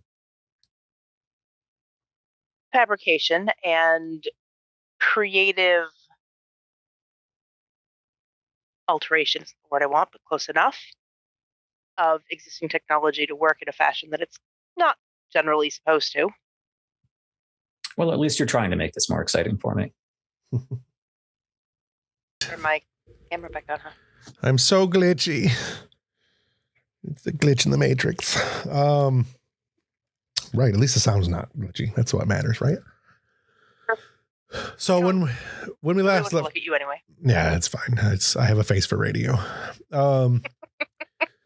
So we last left off with Vren doing her investigation and finding information that she's got. Hopefully that'll play in a little bit later. Well, we'll definitely play in later. Let's go back to the planet with Jisa, O'Connor, and Kendall. You guys have spent the evening. It was pretty uneventful. At some point early in the morning, some rain began. It's not a heavy rain, but it is slightly acidic. So it's damaging to electronics and things like that. It's not too big a deal for the suits you guys have. You guys personally aren't going to be harmed, but anything that's electronic that's out in it has to stay limited contact with the rain itself. What about the shuttle? The shuttle should be okay because its hull is duranium. As long as the shuttle is closed, it should be okay. Mm-hmm. Long term, left the door open. Yeah, it's one of those complications. I'm always rolling. Right. Long term, it will damage the shuttle, but in the couple of days that you're expecting to be here or hoping to be here, it's probably fine. Like if it's out in the weather for 6 months to a year, you might start seeing the paint, or not the paint, yeah, like the paint striping and the numbers and stuff wearing off, and then you might see more damage to that and after that and after that. But you've got some time. So with that in mind, what do you guys want to do? You wake up in the morning, everything is getting hot and rainy and wet and humid. It's really the antithesis of anything that Jisa would want to be involved in. I hate this planet. Get alone. This is not ideal. Okay, we should make a trek back to the shuttle, see if we can see what we can salvage, see if we can get communications up, see if we can get some sort of limited sensor telemetry to see if we can find any signs of civilization, past or present. This is going to take a while. All right. Any objections to that plan? No. All right. You guys head down to the shuttle. Right. You guys head down to the shuttle. The path going down is much easier because it's not going up. You have gravity on your side. You do know that it's a little bit near where you're at. The water or the runoff of the rain is does make it a little bit slippier than you would hope. And again, the rain is not good. You take your water with everything else. You've got some purified water, that kind of stuff. You get back to shuttlecraft, and it is obviously still there. Nice. I don't know what that was about, but I was seeing if I was falling off the mountain. oh, Down is a lot yeah. easier and up when gravity is helpful going down when you're not bumbling all over the place. Right. You can't walk straight. I heard a communicator chirp. I assume that was somebody's text message. That was my phone. Sorry. Gotcha. Who's got their phone on the set? So you guys get down to the shuttle. It is still there, obviously intact. Doesn't look like anything's really happened to it. You do note that there are a number of footprints around it that are animal. It matches the same as that predatory gate that you saw earlier.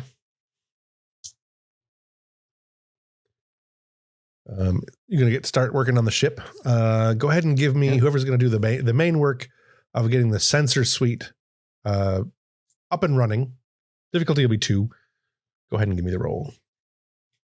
Doing engineering or science for that? Engineering. Probably not. And then it's either probably reason, control, or there's a argument to be made for daring if you want to crosswire stuff, but your complication range. If you get a complication, you could certainly destroy something permanently. Sounds good to me. It's not my strong suit, but after seeing Jack's rolls today, maybe we should let the scientists try to engineer some shit. No, maybe not. Maybe that's a good idea. I have a Jesus focus in actually positronic fairly good at systems. So who wants to take the lead? Who's going to take the lead? You can both assist. One person can assist, obviously, but who wants to? Yeah, I think Jesus is definitely going to take the lead. How about Gisa Unless there's any objection. and O'Connor assists? All right. Sounds good.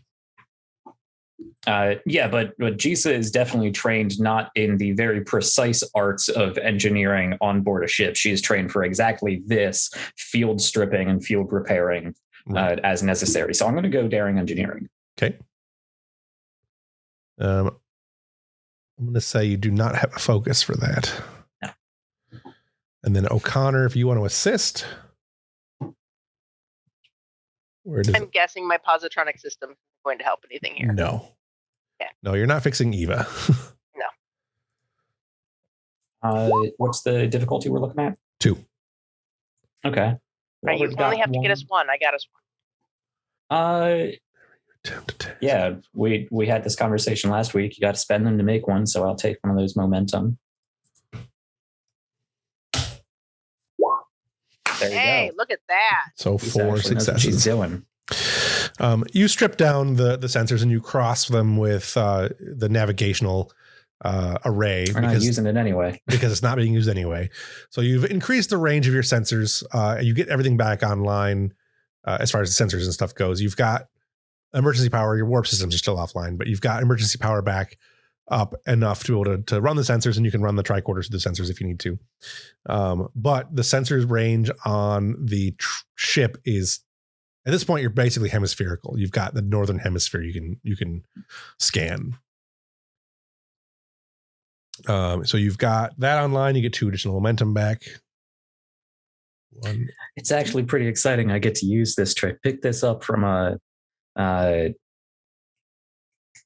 what's the name of the out in the demilitarized zone? Silva. The Maquis. The Maquis. Yeah, pick this up from a Maquis I was stranded with for a little bit. Yeah, you crosswire navigation and sensors, and man, this will blow out the navigation of any ship nearby, but it works excellent in atmosphere. All right. Glad it worked. Go ahead and give me a scan the planet roll, which is probably mostly be O'Connor on that one, I would think. Yeah. Although it could be anybody.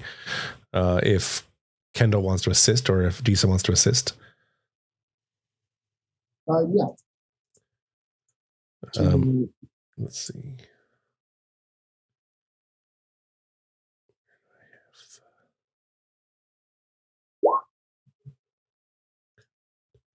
Who? Type 9 shuttlecraft, which has stats now, and it will assist with sensors and science, which it has not great. It's 1 though, so you have 3. Difficulty was difficulty was 0, so you have 3 successes. You do not detect any large life forms that it would nothing indicating the existence of like mass congregations of humanity or any kind of like alien civilization, other than you do find several spots in the northern hemisphere where there are, for lack of better term, ruins, skeletal cities. Okay. There's also a number of spots on the planet that are huge depressions in the in the ground where you would expect large cities to be. Oh. They were destroyed or something, but they're not there now. The nearest one is, if you can get the shuttle up and running, you can get to it, pretty quick. If you can't get the shuttle going and you walk, it's probably a few days walk.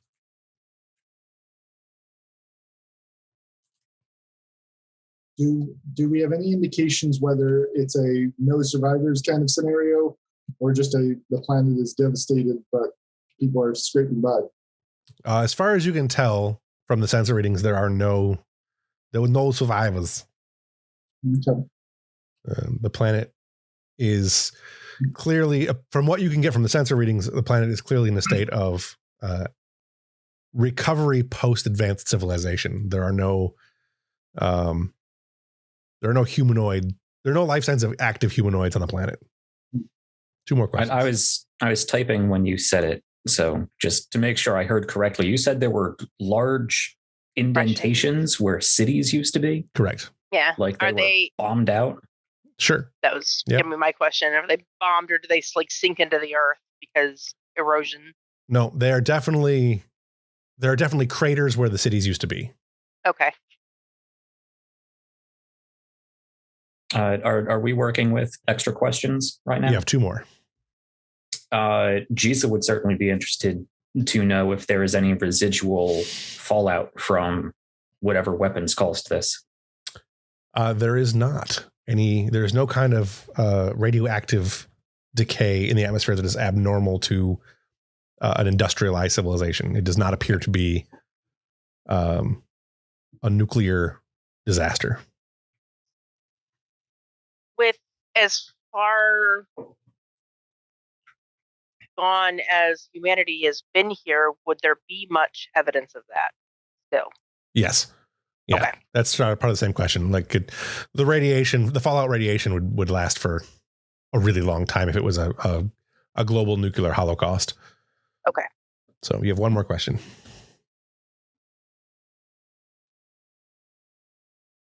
Are there any intact enough areas that we might be able to get parts if necessary? Sure. Yeah, there's a couple of like skeletal remains of large cities. You're detecting a lot of silicate and some precious metals. So you could probably use it to create things if you needed to. Not that it really matters if you get the replicator working, you can do anything with almost anything. But yes, there is definitely outposts of civilization left, even though there's no one living in them.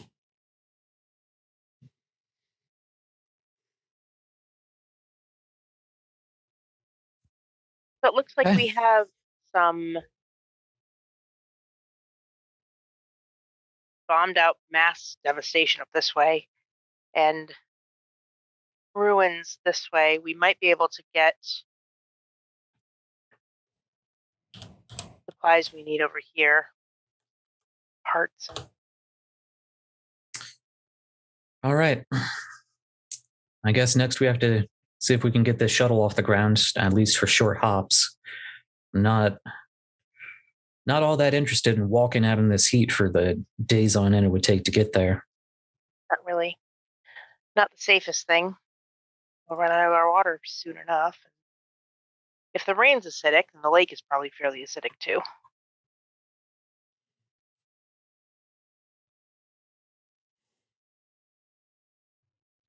All right. Let's get to work on seeing if we can at least get suborbital engines working.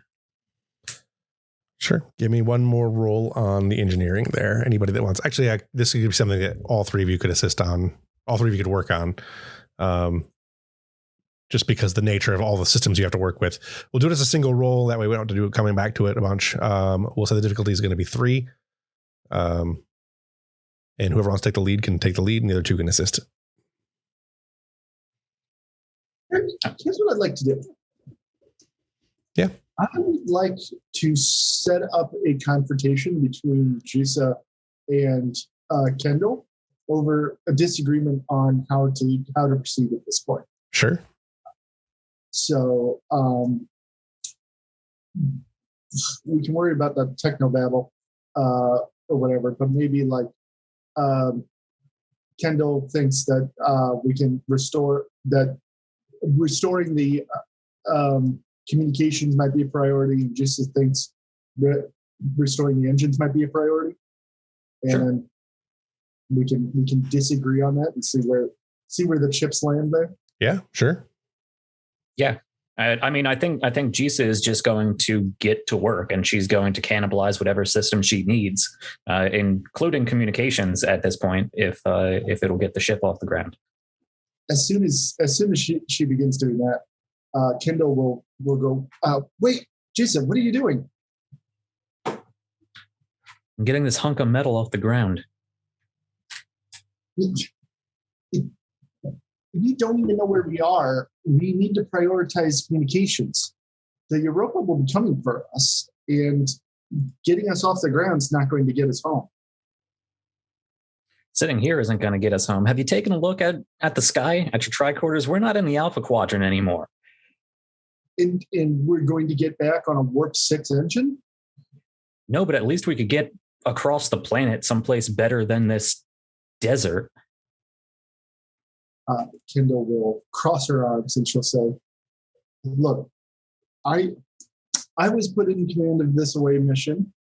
I think we should prioritize communications.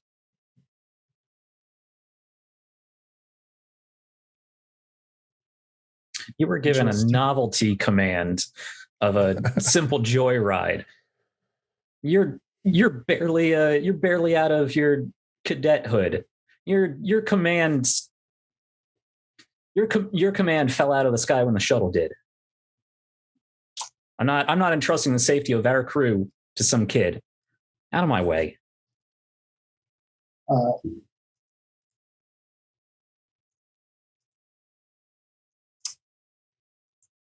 I think she'll just back down. I can't see her standing up to Jisa here. Oh yeah, like Jisa stands up a little wobbly, but she stands up and gets like right in Kendall's face. Yeah, so get out of my way. Kendall will say, this is going in your report.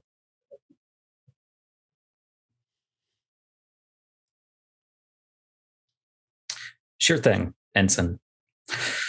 O'Connor, get over here and make sure I don't muck up these communications too much. I want to be able to put everything back the way it needs to be. Sure. She'll meekly make her way over. Kendall will step away, keeping her arms crossed, and try to figure out some way she can be helpful. Okay.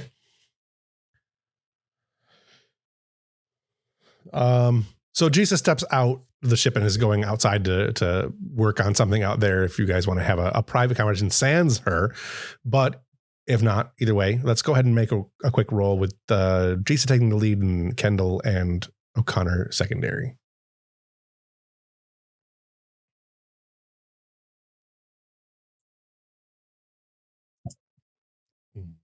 Okay. Trying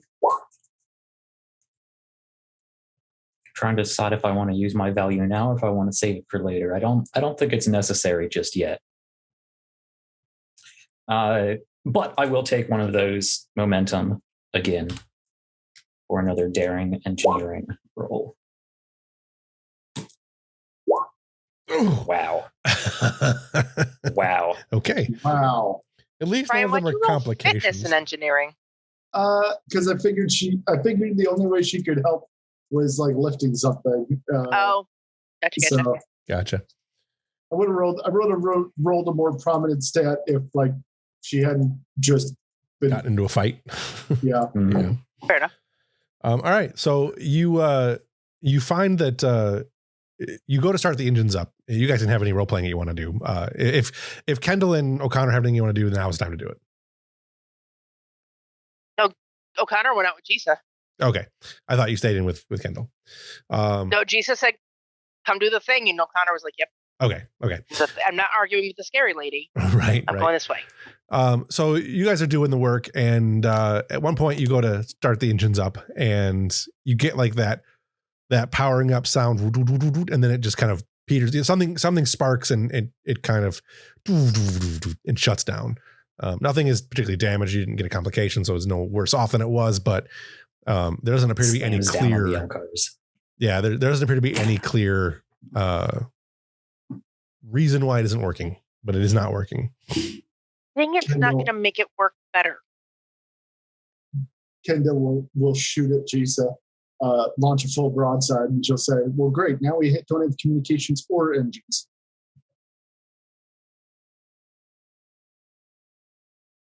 Just said we're not going anywhere. We got plenty of time to work on this. I'll figure it out. Okay. I think now's a great time to cut away, actually. What's that?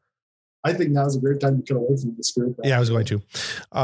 Before that, though, I want to know if you guys are going to keep working on that or if you're going to plan on walking to the next facility. If you're going to keep working, that's fine. I just want to know what you guys are doing so I know what to come back to. I think Jisa would like to keep working on it. Yeah. Okay. I was even going to suggest, I don't know if there's any way to do this with the rules, but suggest like doing something stupidly risky to like re-roll or something, like overloading a phaser and tying that into the power supply to just give us a boost of power or something to.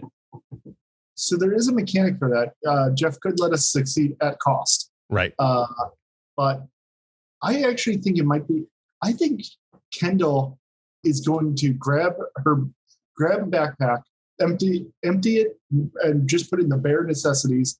And she's going to be trekking to the closest place where she can find parts. Okay. So one person's going to leave there, two are going to be working. I can work with that when we get back. Days away, though, right? It was a couple days away. Yeah.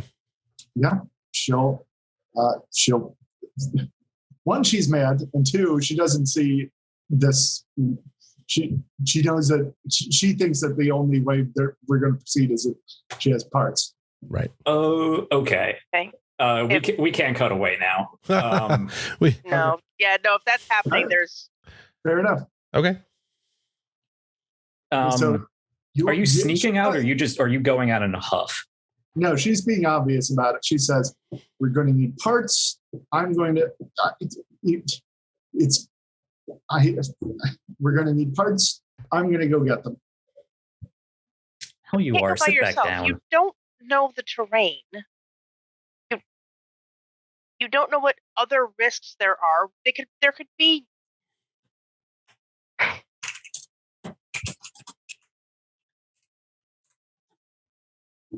Going out by yourself is stupid. It's 50 degrees out there in shrubland. You wouldn't make it 2 days. It's longer than that. Sit down.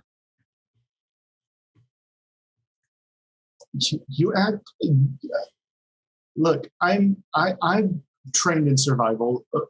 I've trained in survival situations. I can get there and back in a few days. And what does all that academy training tell you about going out alone? You stick together. There's obvious predators around here. If you run out of food, what are you going to eat? You don't know what's poisonous, what isn't. He says,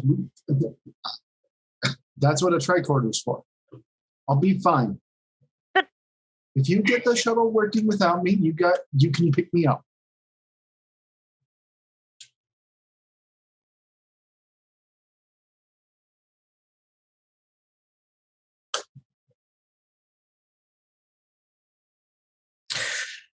Yeah, that's no.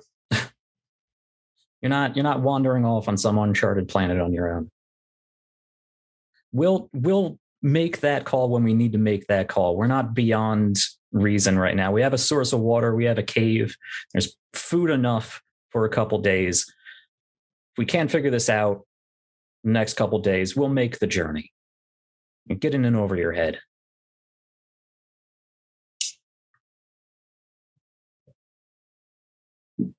I'd like to do an opposed roll against you, Jack, to see if we're able to see if she goes anywhere.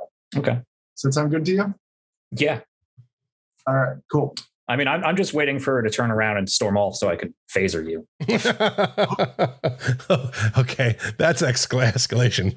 Let's see where that goes. Go ahead. Go ahead and make your roll. I'm all for doing the most interesting result, and that sounds like a very interesting. Oh yeah, no. If she's going AWOL, if she's being insubordinate, she will just stun you. I mean, depends on who's technically being insubordinate in the situation. Sure. Right. So technically, it's funny because at no point has she pulled rank, but and I mean, she Kendall is pretty much called rank. Yeah, He did. Yeah. This is exactly the kind of gray area that makes for perfect role play. Yeah, I like it. Yeah. So I'm good with it. If you want to make a roll, go ahead. If you don't want to make a roll, you can do what you want to do. I mean, I think we should still have a roll. I mean, Sure. if that would be avoided, but that is Jesus' fallback plan. Okay, well, can we say if I succeed at the roll, she doesn't do that then? I mean, if you're just going to do it regardless, then I feel like we might as well not even bother rolling. Well, your role that's on you. was to determine if you would be cowed by her, basically, right? Cowed or convinced otherwise. Cowed or persuaded. Yeah, and then I was hoping to cow or persuade Jissa to agreeing to let me go. But since that's not really an option, I think the more interesting result is just you phaser. Storming off and getting phasered. Okay. Yeah. Sure. Yeah. I think it's more interesting that way anyway. All right. So she says, look, I'm in command here, and I'd say I'm going. I'll keep I've got my communicator. I'll keep in touch. And then she just turns around, heads up, grabs the knapsack, turns around, and walks down the gangplank out of the ship. O'Connor sighs and turns around, turns her attention back to trying to fix the system. Yeah, there's a huff, just long enough for her to get a good few meters away. She slams down on the L cars again, steps outside, and calls out, "Not letting you get yourself killed on my command." It's gonna. Not even a warning shot. Just zap him back. Yeah, just maximum stun, knock you right out. I'll let the roll succeed because it's more interesting. Yeah. Now. All right. So O'Connor goes down. Shut the Face of Connor. I shot the wrong this on one. my own. I don't need you kids. That's your complication from earlier.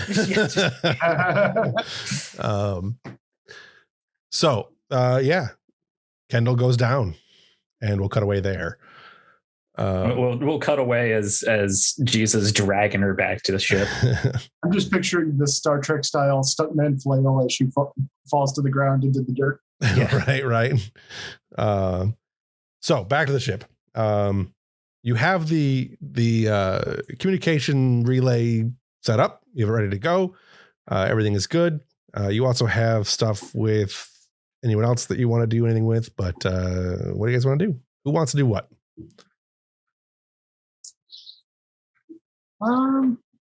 Try to launch that relay. Yeah. What's next in the project of getting the relay is ready to go. All you got to do is launch it. Okay. Having put the SSH on that, can he roll to assist to see if we can mitigate any of that complication at all? Nope. Okay. Nope. You got the complications. That's what you got. Okay. Costra will call up to the bridge. Captain, we're as ready as we're gonna be.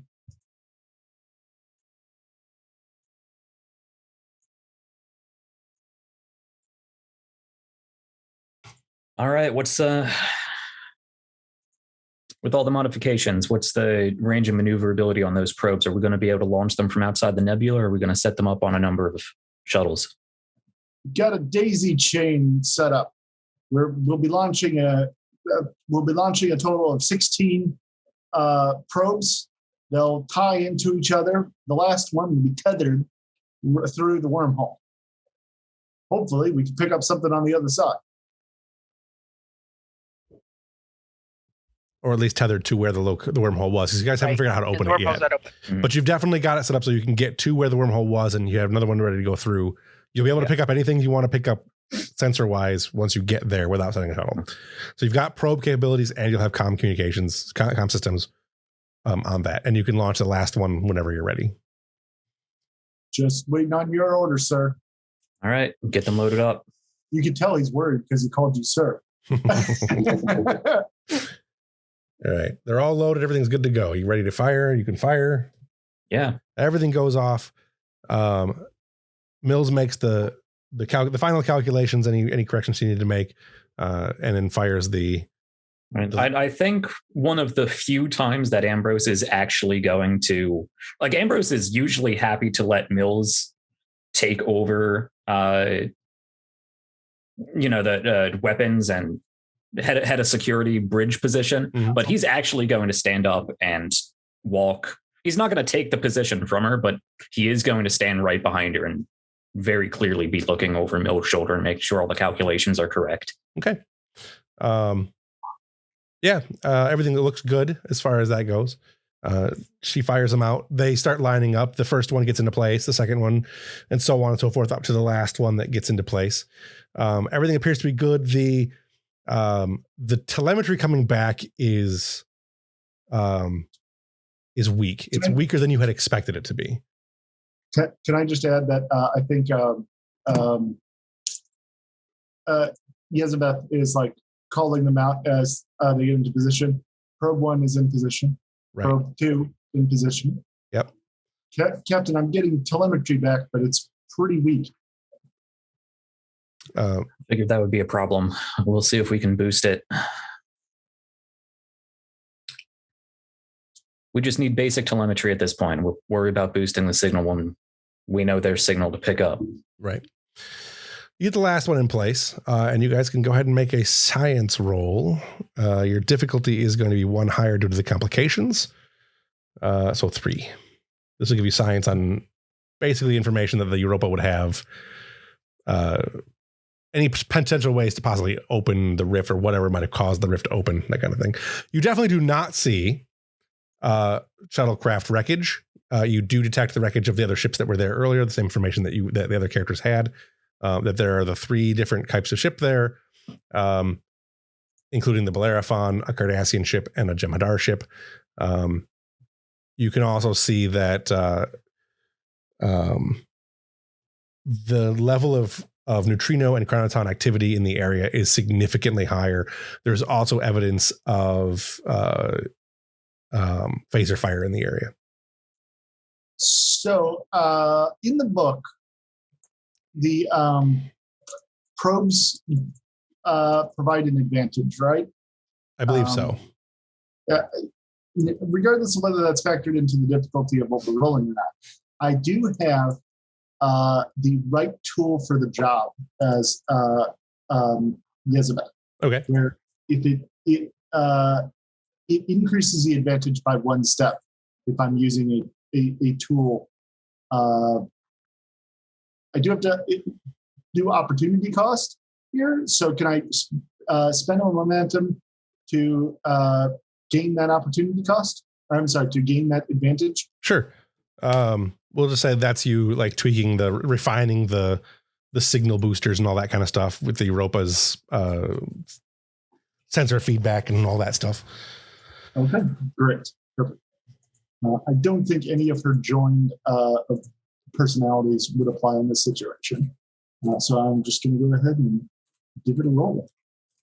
I would like to spend a momentum and invest and 2 threat. Give you 2 threat. Okay.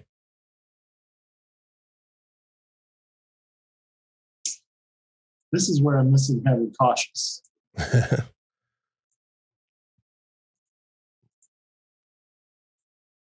And I take it my sensors. Does my sensors focus apply? Yes. And the ship will roll sensors and science, which I rolled. Awesome.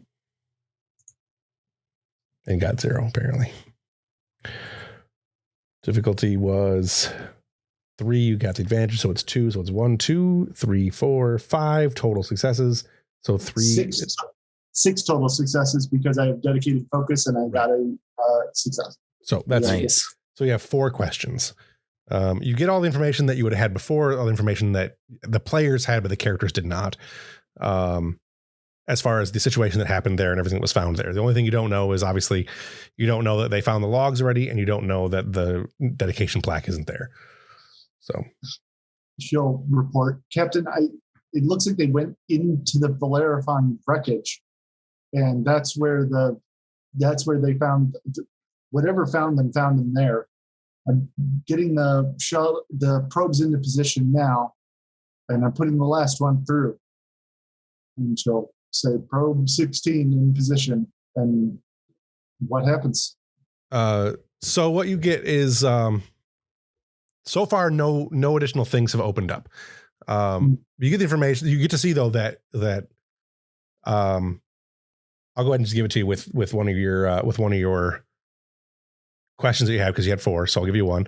I'll take 1 and give this to you. You've got that. It seems like there was some kind of there's a lot of energy in the area, and additional energy may trigger the any kind of wormhole thing activity to happen. But it clearly requires additional energy to be expended. Gotcha. Captain, it's not opening up. I'm looking at the sensor data we have from the shuttle. It looks like there was a flash of energy shortly before the wormhole opened up. Looks like something triggered it.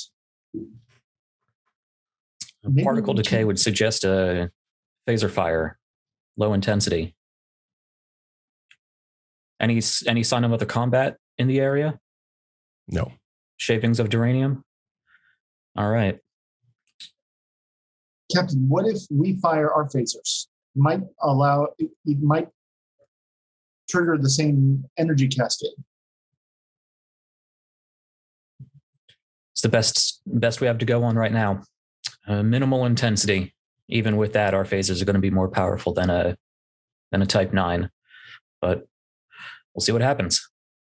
You do have a bit of a range to shoot that and get it in precise, especially with all the other stuff. So Mills is going to make an attack roll. Difficulty is going to be 3. But you can go ahead and make that roll. Unless Ambrose is going to undermine her and make the shot itself. True. Is there a way I could assist? Because again, he would walk back behind her and make sure everything looks. You'd be able to use any of the command abilities for there, but there wouldn't be an assist on the actual roll. Okay. Like I don't know what command abilities might play in there, but one of the command abilities is to literally have them roll and then assist the command. Oh, there you go. So you would roll blah blah blah blah blah. Mills would roll to attack, which is the same as it would always be to attack, which I can't remember what the actual one there is. Let me look at your character sheet. I was going to go control security. Control security, yep, for the phasers. And then would my tactical assist systems apply? Yes, and then Ambrose, you would use either presence and command. Okay. To assist. Is this something I need to use a value for or a determination for? Or nope. You can, but you don't need to. No, that's just it's one of the standard abilities that you get as the command of a starship. Okay. I knew you get those, but I guess I didn't. I guess I don't have them on this character sheet because I don't see it. I've got it. I'll paste it in chat. Okay. So you said what? Presence command? Presence and command, yeah. The ship assists with weapons and security. So am I rolling 1 die or 2? You're rolling 1. Okay.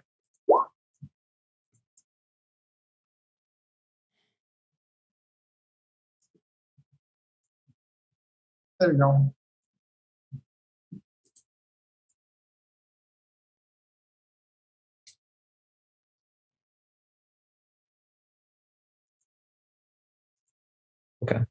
Cool. I'm assuming between inspiration, team dynamics, and shipboard tactical systems that I have focus in this. Sure. Another 2 for me.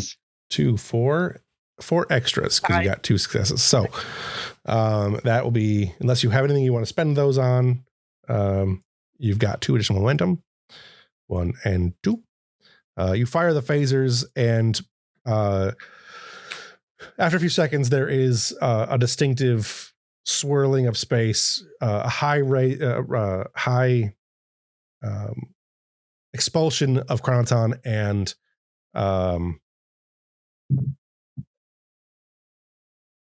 neutrinos. That's what I'm looking for. The wormhole opens. It is clearly very unstable. You get a lot of readings back from it. It's very unstable. Yazabeth pushes the last of the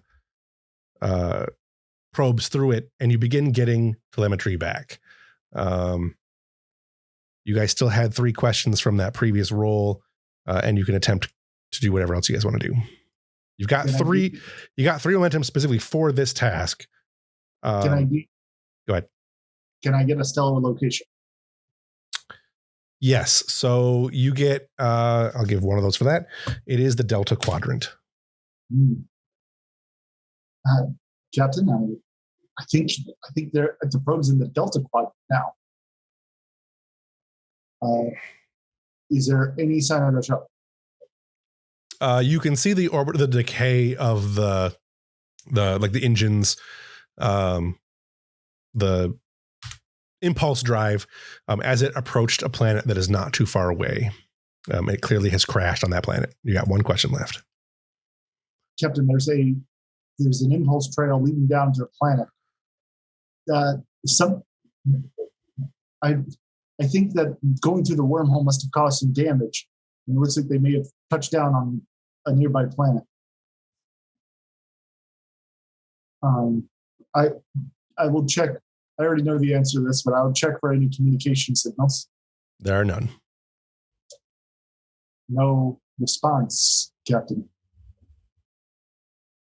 All right. Who knows what the state of the shuttle was when it came out of the wormhole? These things can be. This is clearly unstable. But we can hope that trail is consistent with at least some level of controlled entry. If we're not picking up any signals, there's not much more we can do at present. I'm hesitant to send any other teams through, but we do seem to have a means of opening the wormhole. About that time, for the time being, you get another on the screen there. You're seeing the telemetry of the wormhole begins to fluctuate again, and then it shuts. We've lost the signal, Captain. The wormhole's close again. All right.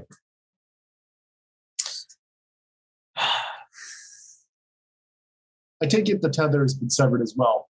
It has. Yep.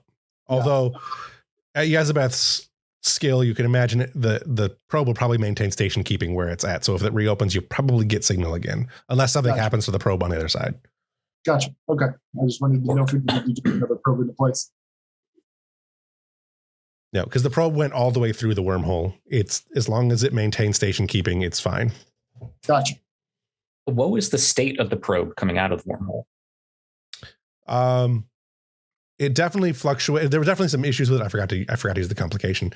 There was definitely a degraded signal from it. It had sustained some minor damage, but it was still intact. I mean, the probe obviously didn't crash on the planet. So. It did not. Yep. Yeah. The probes are much more simple systems too. So they, Yeah. It may have something to do with the mass. Maybe the larger an object is, this is purely her theorizing, maybe the larger an object is, the more momentum it has to shunt. Right. Well, it looks like the wormhole shot them out deep enough in the gravity well of this planet that the heavier shuttlecraft was unable to compensate. Probes are a lot smaller, a lot lighter. Okay.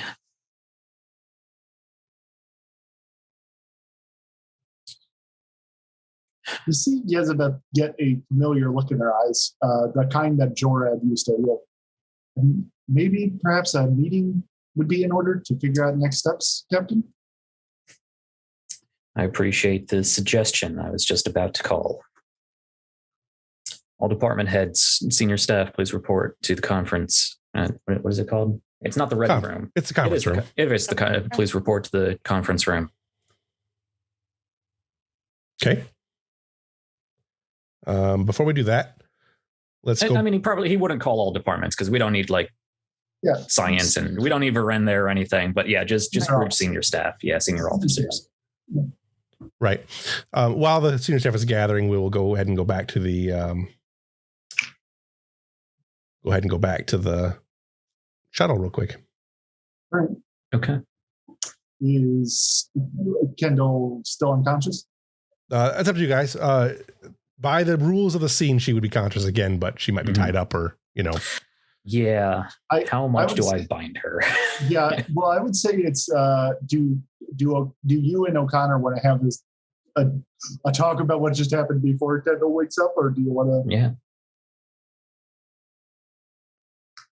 So I'll leave that up to O'Connor if she's going to say anything. But yeah, I drag Kendall back into the ship.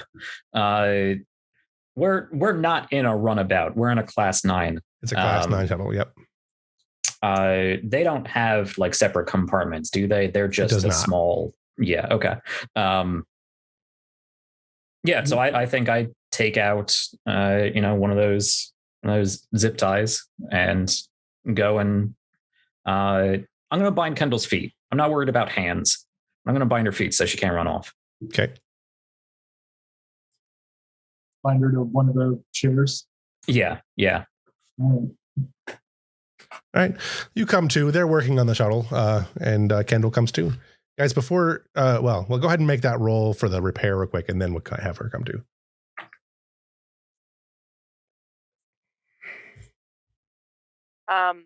Well, O'Connor is not looking at Jisa and buried in her work. She will say, seemingly to no one, with all due respect, that might have been a little excessive. What? A little excessive. I'd agree. That's why I shot her.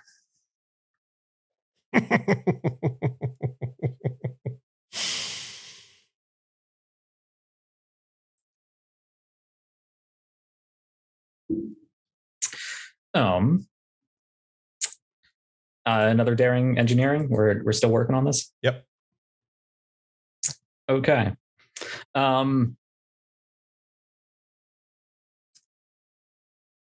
There's probably more important things to save this for later, but considering I just shot a fellow officer and we really need this to work, I think I am going to call upon my value. Someone has to make the tough calls. If others won't, I will. So where she's doing everything she needs to get this shuttle off the ground. She's already cannibalized systems. She's already shot Kendall. She's going to use whatever components, whatever weird, crazy, Maquis nonsense bypasses that she can recall. Anything she can think of to get this to work. And I'm going to use a determination to buy those 2 points. What happened there? Disregard that. Sorry. That's fascinating. No worries. All right, go ahead and make the roll. Okay.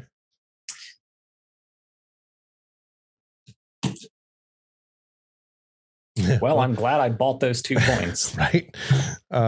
So the difficulty was 2. You got 2 because you spent your determination. Yep. O'Connor was of no assistance, and Nope. There's literally no reason why you can think this would work, but you managed to route 2 of the phasers. Yeah, I think actually after all of this, we try to start it up again. We get that, and I just look over at O'Connor and just slam my fist down on the yell cars. And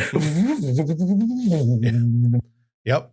But you've got you're basically now powering the ship at least in some respects, through two phaser bands, through the two of the hand phasers.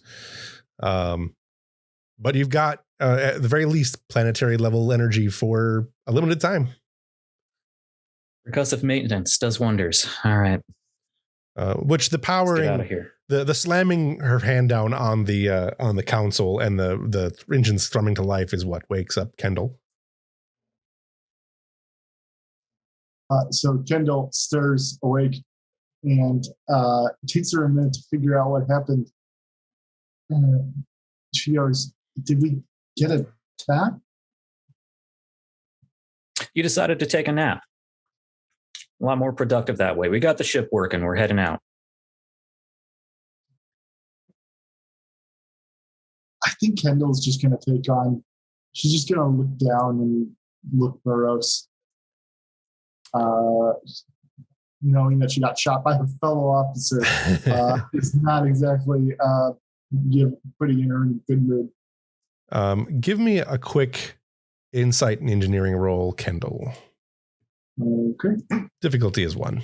Just to see how insane this setup is. Yeah, just see if she recognizes the sounds of the engines being as bad as they are. It's not really a thing.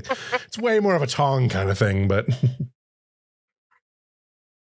Oh, Tong would have a conniption. Oh, that was only one die. Hold on. There you go. 2. Nice. Made this work, and I'm impressed, but don't ever do it again.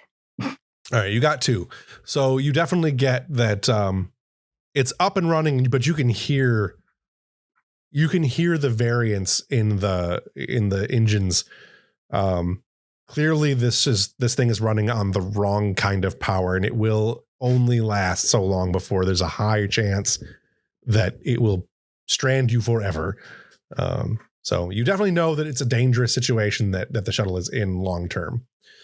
So okay, when she realizes that, she'll say something. She'll say, "Wait, that noise. I've heard that noise. Oh, Jissa, you've got to shut off the engine. If that power variance cascades, it could destroy the shuttle." Yeah, I know. We push it past 60% throttle. It's going to blow up, but at least we're moving. She's going to struggle against her bonds, and she'll turn to O'Connor. She's going to kill us all.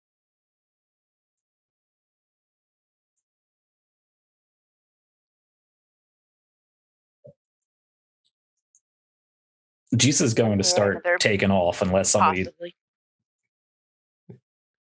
Sorry, what did you say? Just one way or another, possibly. All right.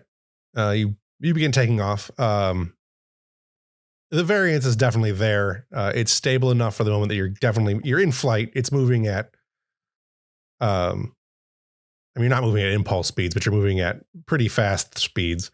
Mm-hmm. So it is moving, and you guys are heading towards the nearest city, or what was left of a city. We'll come back to that in 1 second because I want to end on that. So let's go back to the briefing room.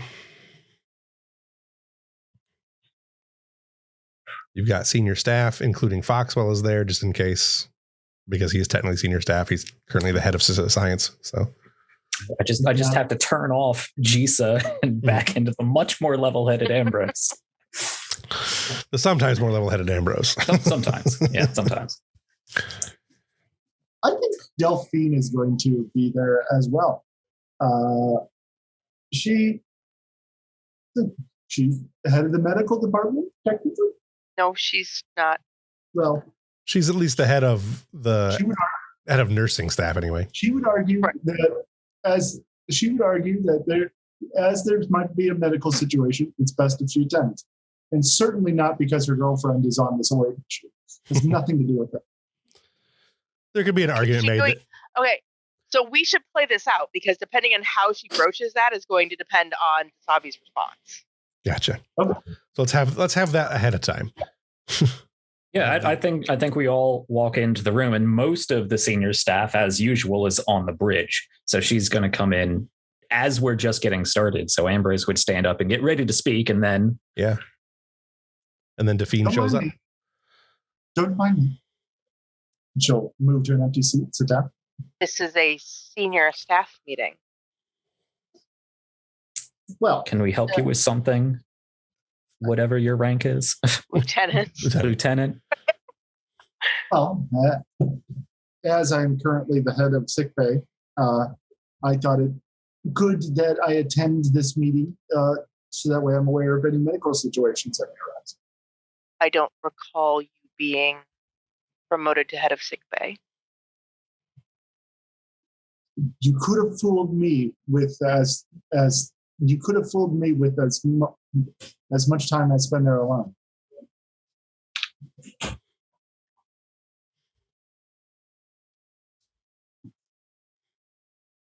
Lieutenant, I think it is best you return to your post. This is a conversation we can have later. There are other matters to attend to. Very well. And she'll stand and walk up. Okay. There's going to be a very clear, not glare, but very intense look between Ambrose and Dasavi. And I mean, Dasavi is telepathic, so she will definitely pick up. I don't know if there's a clear thought that's formed, but definitely something along the line of that was bordering on insubordination. Get your people. Get a grip on your people. If noted were an emotion, Yeah. that would be the response. Yeah. She's definitely in agreement. Okay, we have a lot more information now. We know, at least temporarily, in some state, how to open up this wormhole. And we have a means of communication, but that communication isn't going anywhere. I need suggestions. What are we thinking? Elizabeth will be biting her nails, and she stares out the window, clearly thinking. And she'll say, what if energy seems to cause the rift to open? Perhaps that's the energy that caused the damage to the shuttle on the other side. If we can compensate for that, while we get the principal effect of the energy, but we keep it, but we limit it so that way it doesn't affect the ship, we might be able to get the Europa through with no damage. Of course, I don't know about taking the entire Europa, where well, the same principle would apply for a shuttle or. Right. And there's no, without knowing that the same energy will open it on the other side, or that even can be opened on the other side. Exactly. Now we may be able to hold the wormhole open if we can sustain that energy. If we time it correctly, if we can send them a message, if anyone's still alive, that is, if we can send them a message, and or if communications are still working, we can tell them that the shuttle will be open at, or the portal will be open at the wormhole will be open at a specific time, and we can open it for them, and then hopefully they can come on through. That could work. Could we send, in case their communications aren't working, did we get enough telemetry to pinpoint where that shuttle may have went down? Could we send a physical buoy through? Could we launch a message and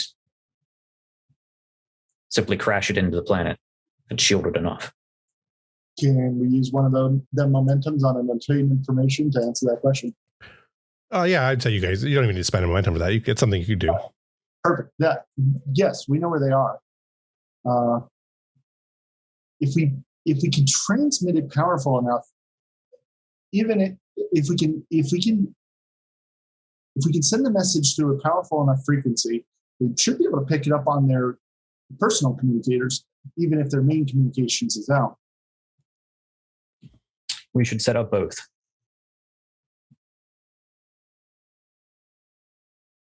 All right. They may or may not be able to communicate an affirmation to that. So let's work on the assumption that they hear this message and will be in some state to utilize that information.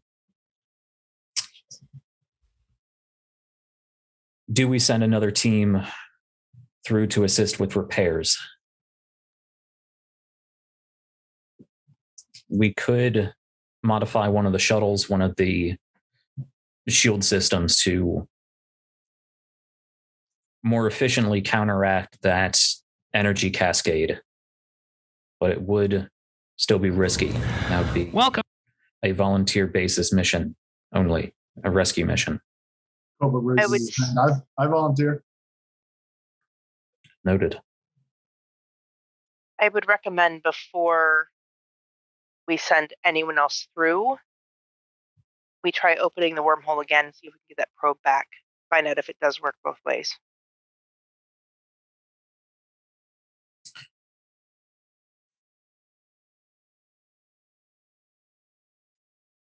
Would the probe be capable of coming back and then going back again? Because we're kind of going to need that probe there. Yeah, it can't activate the thing on its own. It doesn't have any weapons on it. But yeah, if you opened it on this side, theoretically, you could bring it back and send it back. It might sustain damage, but you can also just make another probe. Yeah. Right. Yeah, I said the wrong words. I said the right thing, but the wrong words. What I meant to say was not see if it can go both ways, but to see if it can survive. If it can survive, and what damage and or time see if it comes back through. See if it is affected by any time dilations. Yeah. Thank you. Yes. That was my next main concern. We've managed to isolate this fairly recent to the localized event. The longer we wait, the more possibility is when we open this wormhole that it will go someplace else. So we need to do this quickly. Let's fabricate another one of those probes. Perhaps add a bit more mass to it to get it more similar to the shuttlecraft. We want to see how a shuttlecraft would manage the return trip. We can send that through, bring it back, at the same time send out that communication. See how long we can maintain the opening of the wormhole, maybe get a response back, and then we can go from there. But the longer we wait on this, the more chance the wormhole will drift. Jezebeth will begin walking to the door, and then am I dismissed? I want to go get started. Dismissed, Ensign. And she walks out the door. All right, everybody take the same initiative. Get out of here, get to work. Disabi, have a conversation with your eager head of nursing staff and to make sure the med bay is prepped to receive injuries. We don't know what state we'll find our people in. Yes, sir. If we find them. Thank you, pessimistic floating voice. All right. Let's wrap it up with going back to the planet. You guys land on the near the city. You're just on the outskirts, maybe a 2 or 3 minute walk is all. The city looks to be it's definitely a lot of metallic structure. What's left of the majority of the sky rises and stuff like that are in critical disrepair. It would be unsafe to try to climb up in one of those, but a lot of that structure on the ground is still, there's still a lot there. There's still a lot of material there. There's a distinctive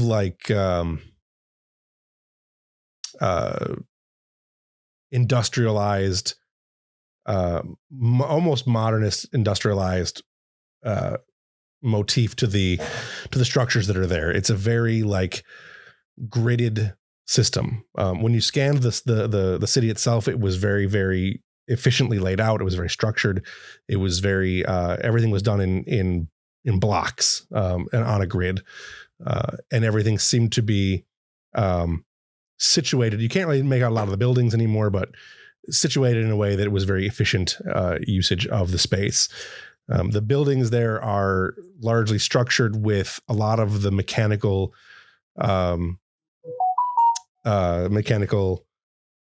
nuances, I guess. The mechanical infrastructure is on the outside of what you're seeing of the buildings. So they may have been on an interior at some point, but it's a lot of the exterior of the framing now.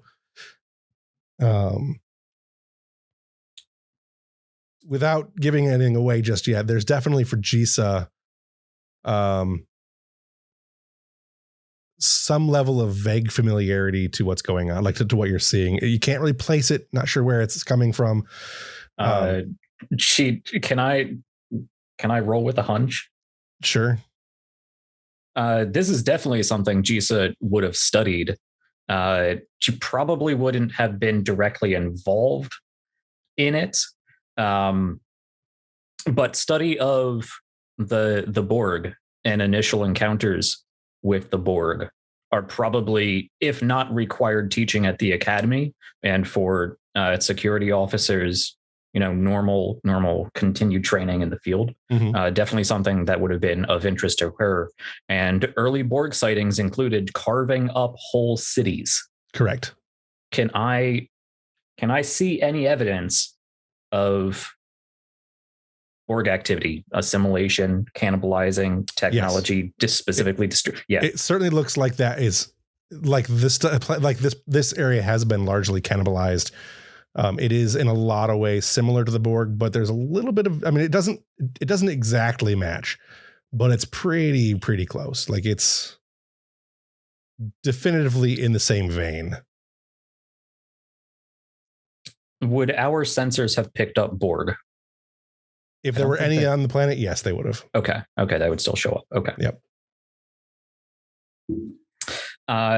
Pretty much as soon as they land, however, she is going to go and unhook the overloaded phasers. Sure.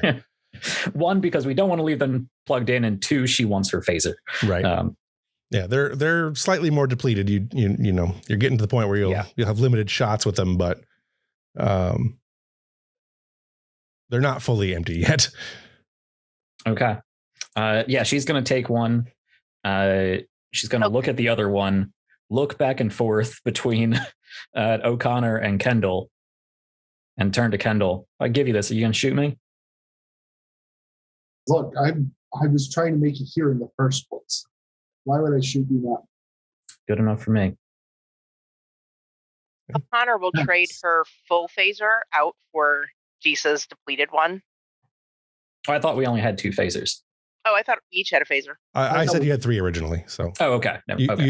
You used two to power it, and you have one that's still good. Okay. So I guess depending on which one take that trade. Yeah. Okay.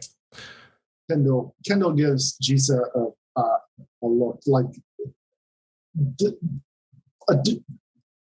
dirty look's not the right term, but like a resentful look. Mm-hmm. And she'll take the phaser. She'll undo her ties, and she'll say, "Let's get off this stupid planet." My thoughts exactly.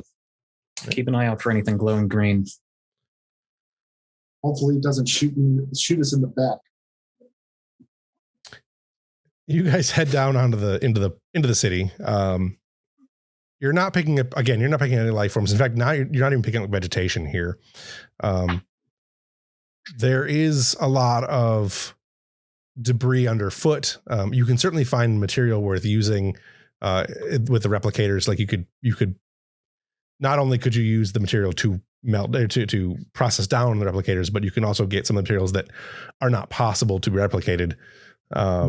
You could do some stuff with that. As you're moving through the city, Kendall, you come across some like a heavy amount of dust over some sort of symbol on a wall. You could knock it off and take a look if you wanted to. Yeah, she'll take samples. Right. You knock some of the dust off of the symbol that you see, and you see that symbol. No. That a symbol we should be familiar with? That's come on, that's the Borg symbol. That's the Borg symbol.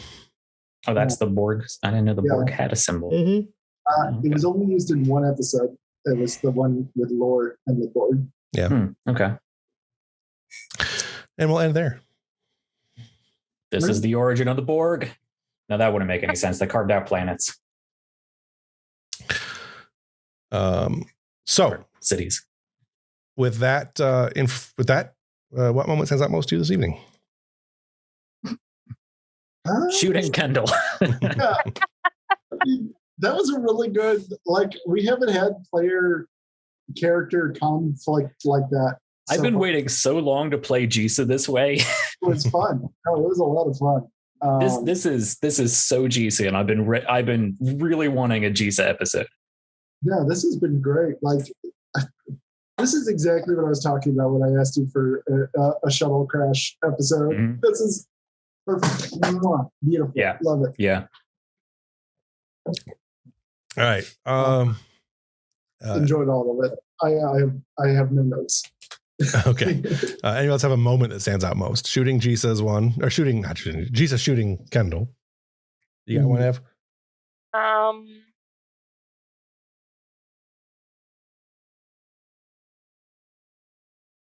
Or no? No, I don't think so offhand. All right. Who best? Go ahead.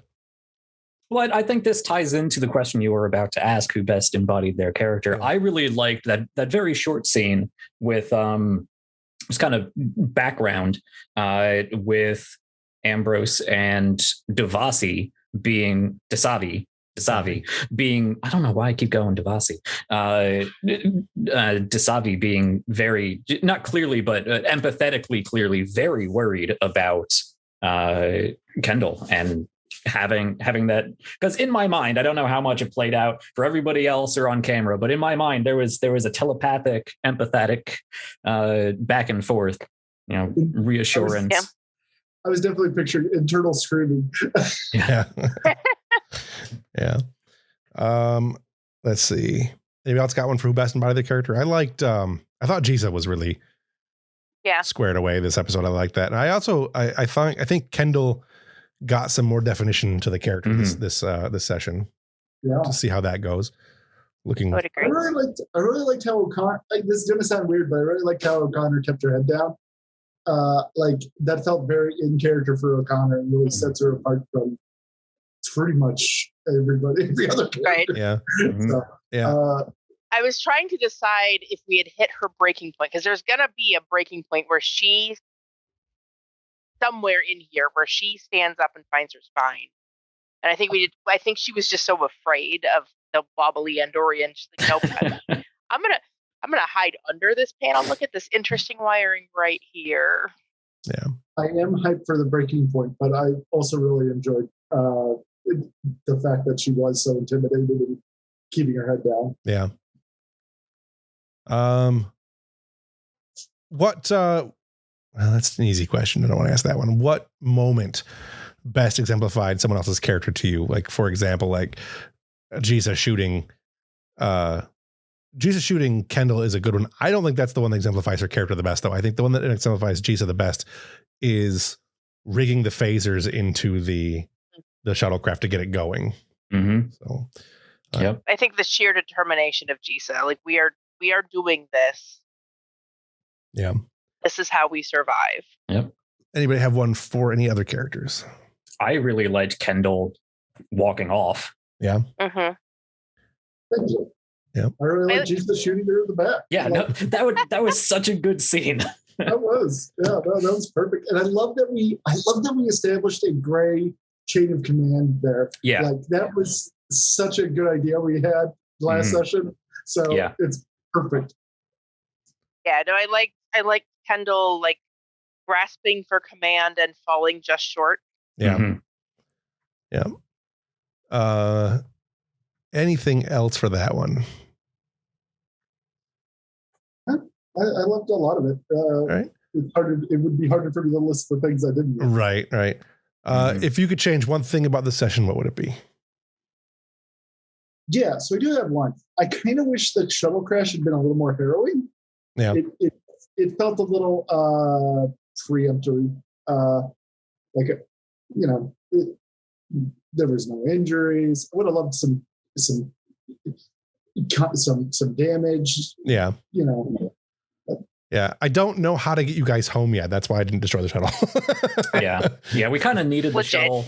I mean, there was nothing that you set up, Jeff, but I think I handled the complications pretty well. Yeah. The complication. The main complication for the shuttlecraft. So we did the complication of. There was no complication when you crashed it. So it was a complication when you went to use the navigation stuff. I blew out the navigation. That was a complication. The other two complications that you got were injured and pissed off the Andorian. Which was, that was a choice. Which is probably the bigger complication, to be honest. Right. The next one was you guys created the network of probes, the relayed probes. And I had a complication I had absolutely meant to do when you guys activated them, and I did one of them, which was the increasing difficulty of the resolution of them, which was countered by the fact that Elizabeth has something to counter that with. The other one was supposed to happen when you guys actually activated the probe, and I was so wrapped up in what I was doing, I forgot to do it. So I will save that one. I took a note to make sure that I do it next time. Yeah, you can still have it happen. Like have it happen while tensions are high. Right. But yeah, there's still a complication with the programming and setup of the probes. There was another. I was rolling so bad today. I know there was another complication, but I don't remember what it was for. But yeah, there were a lot of complications early on in this session. So yeah, I want to clarify a little of what I meant. I didn't necessarily the shuttle was definitely damaged. I'm not saying that, but I would have loved internal damage too, where characters in jeopardy with themselves. Yeah, I got what you were going for. Again, though, like I said, I didn't. When I started the session today, I did not know where it was going. So I didn't want to do too much ahead time to limit the options of what I was doing. You're not wrong. You're absolutely not wrong. Again, though, because I wasn't really sure what I was doing with this episode yet. This was all off the top of my head. Not all of it. I knew where I was. And I will say you improv it great. It's been very fun and loved it. Loved all of it. I'd say the only thing I would change is more descriptive text, because I think that best exemplifies it. That scene would have been really exciting cinematically, seeing the ship fall out of the sky, seeing pieces fall out of it as it tumbles uncontrolled through the atmosphere, pulling up and out of it, seeing it scrape against the top of, well, I guess there's not trees, but plowing into the dirt underneath it. Getting that more descriptive text and turning it into a mini cutscene, I think would have made the crash a lot more exciting. Yeah, no, I don't disagree with that. And having attack rolls made against your characters. Keep in mind, you don't necessarily have to have somebody attacking to do an attack roll. Right. But again, the damaging the players was something I wasn't really sure I was ready to do yet. Right. Gotcha. The more descriptive thing, sure, I absolutely could have done that and should have done that. I was trying to do it more as I went on, but I did start the game with kind of a headache. So hopefully that it wasn't me just being an idiot. It was that, hopefully. If you could change anything about the session, what it would be? Anybody else gotten something for that one? Nope. Anything for you, Ev? No? I have something that I want Jisa to do, but we're not off the planet yet, so I'll save it for next game. All right. That's all I got for that. So, I don't have anything else I wanted to ask. We got through those questions pretty quickly. It's the thing you want Jisa to do. We can think about it over the next week. It's entirely my own thing. It's not anything big. It's not anything major. All right. Okay. So I was thinking about speculation of what's going on next, but I don't think I want to do that yet. I like hearing players speculate. I think it's nice. Yeah, Borg planet. I've been waiting to encounter the Borg. I don't with everything else going on, I don't know if we need yet another major, plot centered around the Borg, but you can't have a Star Trek game without at least a little mini Borg problem. So I will say that I have been running Star Trek Adventures now since pretty much the day it came out. Not quite the day, but pretty much when it came out. So that's 5 years now, I think. I have never run the Borg. Yeah. We Well, kind yeah. of started to, ish. Kind of. And I'm tying some of that stuff in from the other game into this one too. But that's something that like you might get and no one else possibly will. So it's really just for me. Which is going to make this all the harder because I have been, ever since last episode, apparently chronotons are just so heavily drilled in my brain, I keep falling into Jet, which is my engineer. So I'm like, oh, we could do, no. Yeah. Asabi wouldn't know any of these things. She wouldn't make these suggestions. Right. Yeah. And in all of the years I've played Star Trek since the last Unicorn Games one came out, however many years ago that was, I think we've only had one encounter with the Borg, and it was a flashback where we were actually involved in Wolf 359. Other than that, it's just never happened. Like 20 years of playing Star Trek, I've never dealt with the Borg. Wow. Same here. I've never used the Borg in any of the games. I've always been afraid. I've always been afraid to use them because they're just so iconic. And you either get them, they're either best of both worlds Borg or before, or they're post lore Borg, which are less interesting, or they're post First Contact Borg, which I think are just boring anyway. I think the First Contact Borg were lame. Once they became vampire zombies, I didn't like them anymore. So that's the thing is I've always felt that they were like everything that you could do with the Borg has been done already, and I don't feel any need to like add to that. Oh, there's some stuff that hasn't been done with the Borg that I'm doing with the Borg, so we'll see. Okay, well, I'm excited to see what you come up with. Yeah,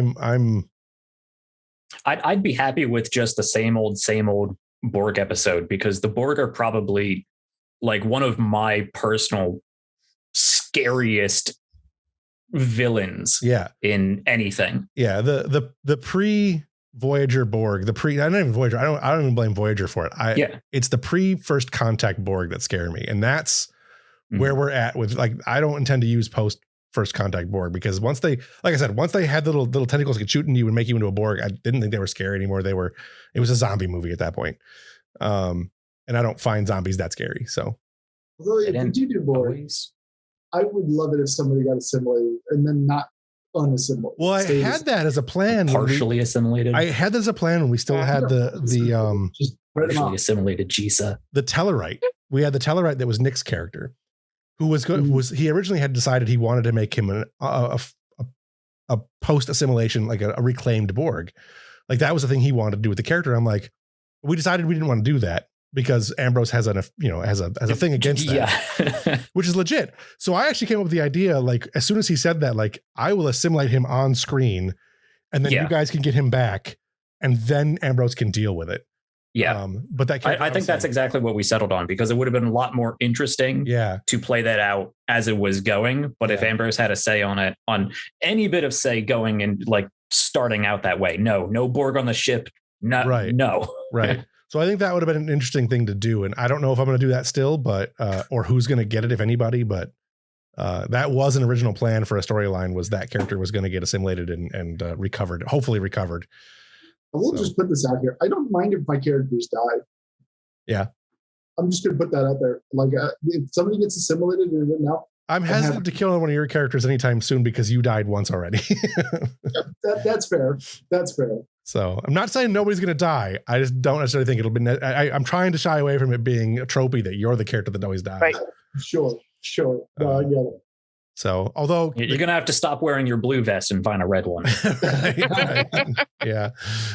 So we'll see how that goes. I've got a lot more that I want to do this season and next season. We'll tie, like I said, they're going to tie together. There's a lot going to happen. For anyone listening, we're going to be doing next week because we're back to a weekly schedule, sort of. So next week we're going to play and then we're going to have some time off. We're going to take some time off because Brian's got a game that he joined on. I think, is that going to be a streamed game, Brian? It's abandoning us. Oh, it's not going to be streamed. That's too bad. I was if it's streamed, I was going to promote the stream for it. Oh, no, sorry. In the meantime, though, like he's going to get a chance to play with a group that is new and exciting for him. So not us old boring people anymore. And then when we get back to it, there may be a session. I'm going to try to work up a session to do in there, a one-time session that'll be interesting with just it'll really just be Ambrose, Dasavi, and some NPCs. Like it won't even be the secondary characters. It'll probably much just be those two. But we'll see if I can. I'm still working on the structure of it, and I don't know if I can do it yet. We'll have to see how the next episode goes and where we get to it, because I think I can throw in a hook at the end of this end of next episode that'll tie it in. If I can get there. Other than that, though, we'll be taking a few weeks off for that. You'll still be getting episodes coming out because I'm behind. I was behind on getting them up. So if you're listening to them after they're live, you'll still be getting the episodes. But if you're listening to them live or watching them live, you'll have to get a couple weeks off. So if you're hearing this message, this doesn't apply to you. Yeah, if you're hearing this message, it doesn't apply to you. There might be a small gap in there. There might be an episode coming up that's going to be weird for you. But yeah. That whole glass in the chroma thing was weird for me. Yeah. Oh yeah, that's weird. Other than that, I don't have anything else for this episode. Do you guys have anything else you wanted to say in this episode or about this show episode, whatever? I've had so much fun playing Jisa. I've been wanting this Jisa episode for so long. Yeah, That's great. I know we really don't get showcase her much. Yeah. I know we talked a bit about doing the shuttle episode, and I've been wanting to do one since season 1, but I just couldn't figure out where to put it. And this was a good time to do it. So, despite you saying you didn't know where this episode was going, I think this was a fantastic episode. I tend to run stuff better when I just wing it. So, yeah, why prepare? Why prepare? Like I know where the story is going. I know what you guys are exploring. I know how everything connects together. I just don't know how to get from one point to the next. Yeah, you don't need to. You just you know the end point, and you let the players figure out how to get there. Sure, except if you zoom out, I know the end point for the season, not necessarily the episode. I need to know where the episode is going at least. Yeah, the bigger the scope gets, the harder that is to narrow down on the fly. Yeah, that's fair. But I knew some things I wanted to do here, and I was talking to my wife before we started this episode, and I'm like, all right, I think this is what I'm going to do. I think I'm going to tie this in. I'm going to do this. I'm going to do this and this. And again, I don't want to say too much because I wanted to tie in. You'll figure out more probably next episode, if not the episode after that. Sure. Yeah, but I think it's been fun, and I'm looking forward to doing more. Man, I hope that my biggest hope for this campaign this season is that the story in my head comes out half as good on the screen. So, always the hope. Always the hope. I'm looking forward to it. All right. I don't have anything else. If you want to watch more Star Trek Europa, all of the episodes are available online at YouTube/Studio Tembo. You can also find other shows that we do. There's new episodes of Against Boredom coming out, I think Thursday, possibly Friday. I have to figure out what day it's actually coming out. We've got the Star Trek, the S2E8 Engage / Continuing Conversations show that's going out. Good show. It's getting pretty popular. I know that the most recent episode was LARPing. Another good episode coming up to that with I think they have 5 guests in the next episode, so that's going to be a good one, I think. I don't have anything else for my shows. You can find Jack at The People's Ascension, pretty much all the places, right? Yeah, YouTube, Twitch, The People's Ascension. We got some fun things coming up, so check out the schedule. We have a Discord that is free for everyone, so come hang out. We got a lot of awesome creators on there. So if you're looking for a new game, somebody will have either made it or is in the process of making it. So if you want a new game or just to keep an eye on what we got going on, head over to my stuff. All the links are there. You can also find Evelyn's other game, the St. Pete's by Night, run by our friend Kent. That's a Discord server that you can find. I think I have a link to it in my link tree. If not, it's because I turned it off, and I'll turn it back on when I remember to turn it back on. But you'll be able to find the link there. You can also find the S2E8 Engage, the Star Trek Starfleet Command Discord server, which is all things Star Trek Adventures. You can also find the Studio Tembo Discord server on there, which is specifically for anything Studio Tembo related. I don't do a lot in there yet, but I'm working on it. Other than that, I don't think anybody has anything. Ev, do you have anything else you wanted to say about St. Pete by Night? All right. I was going to say I have it in my link tree on my TikTok, but apparently I don't. But if you go to St. Pete by Night on TikTok, it is in his link tree. Gotcha. I'll have to fix mine. Yeah, it was in my link tree, but I think I cleaned my link tree up and I forgot to turn that one, or I didn't turn Adventure Inc. back on either. I turned Adventure Inc. back on. Oh, I should do that. So yeah, that's it for me. I will see everybody next week. I got a new credit roll. This is a good one. I changed it all up and did the music again. So long, and thanks for all the fish.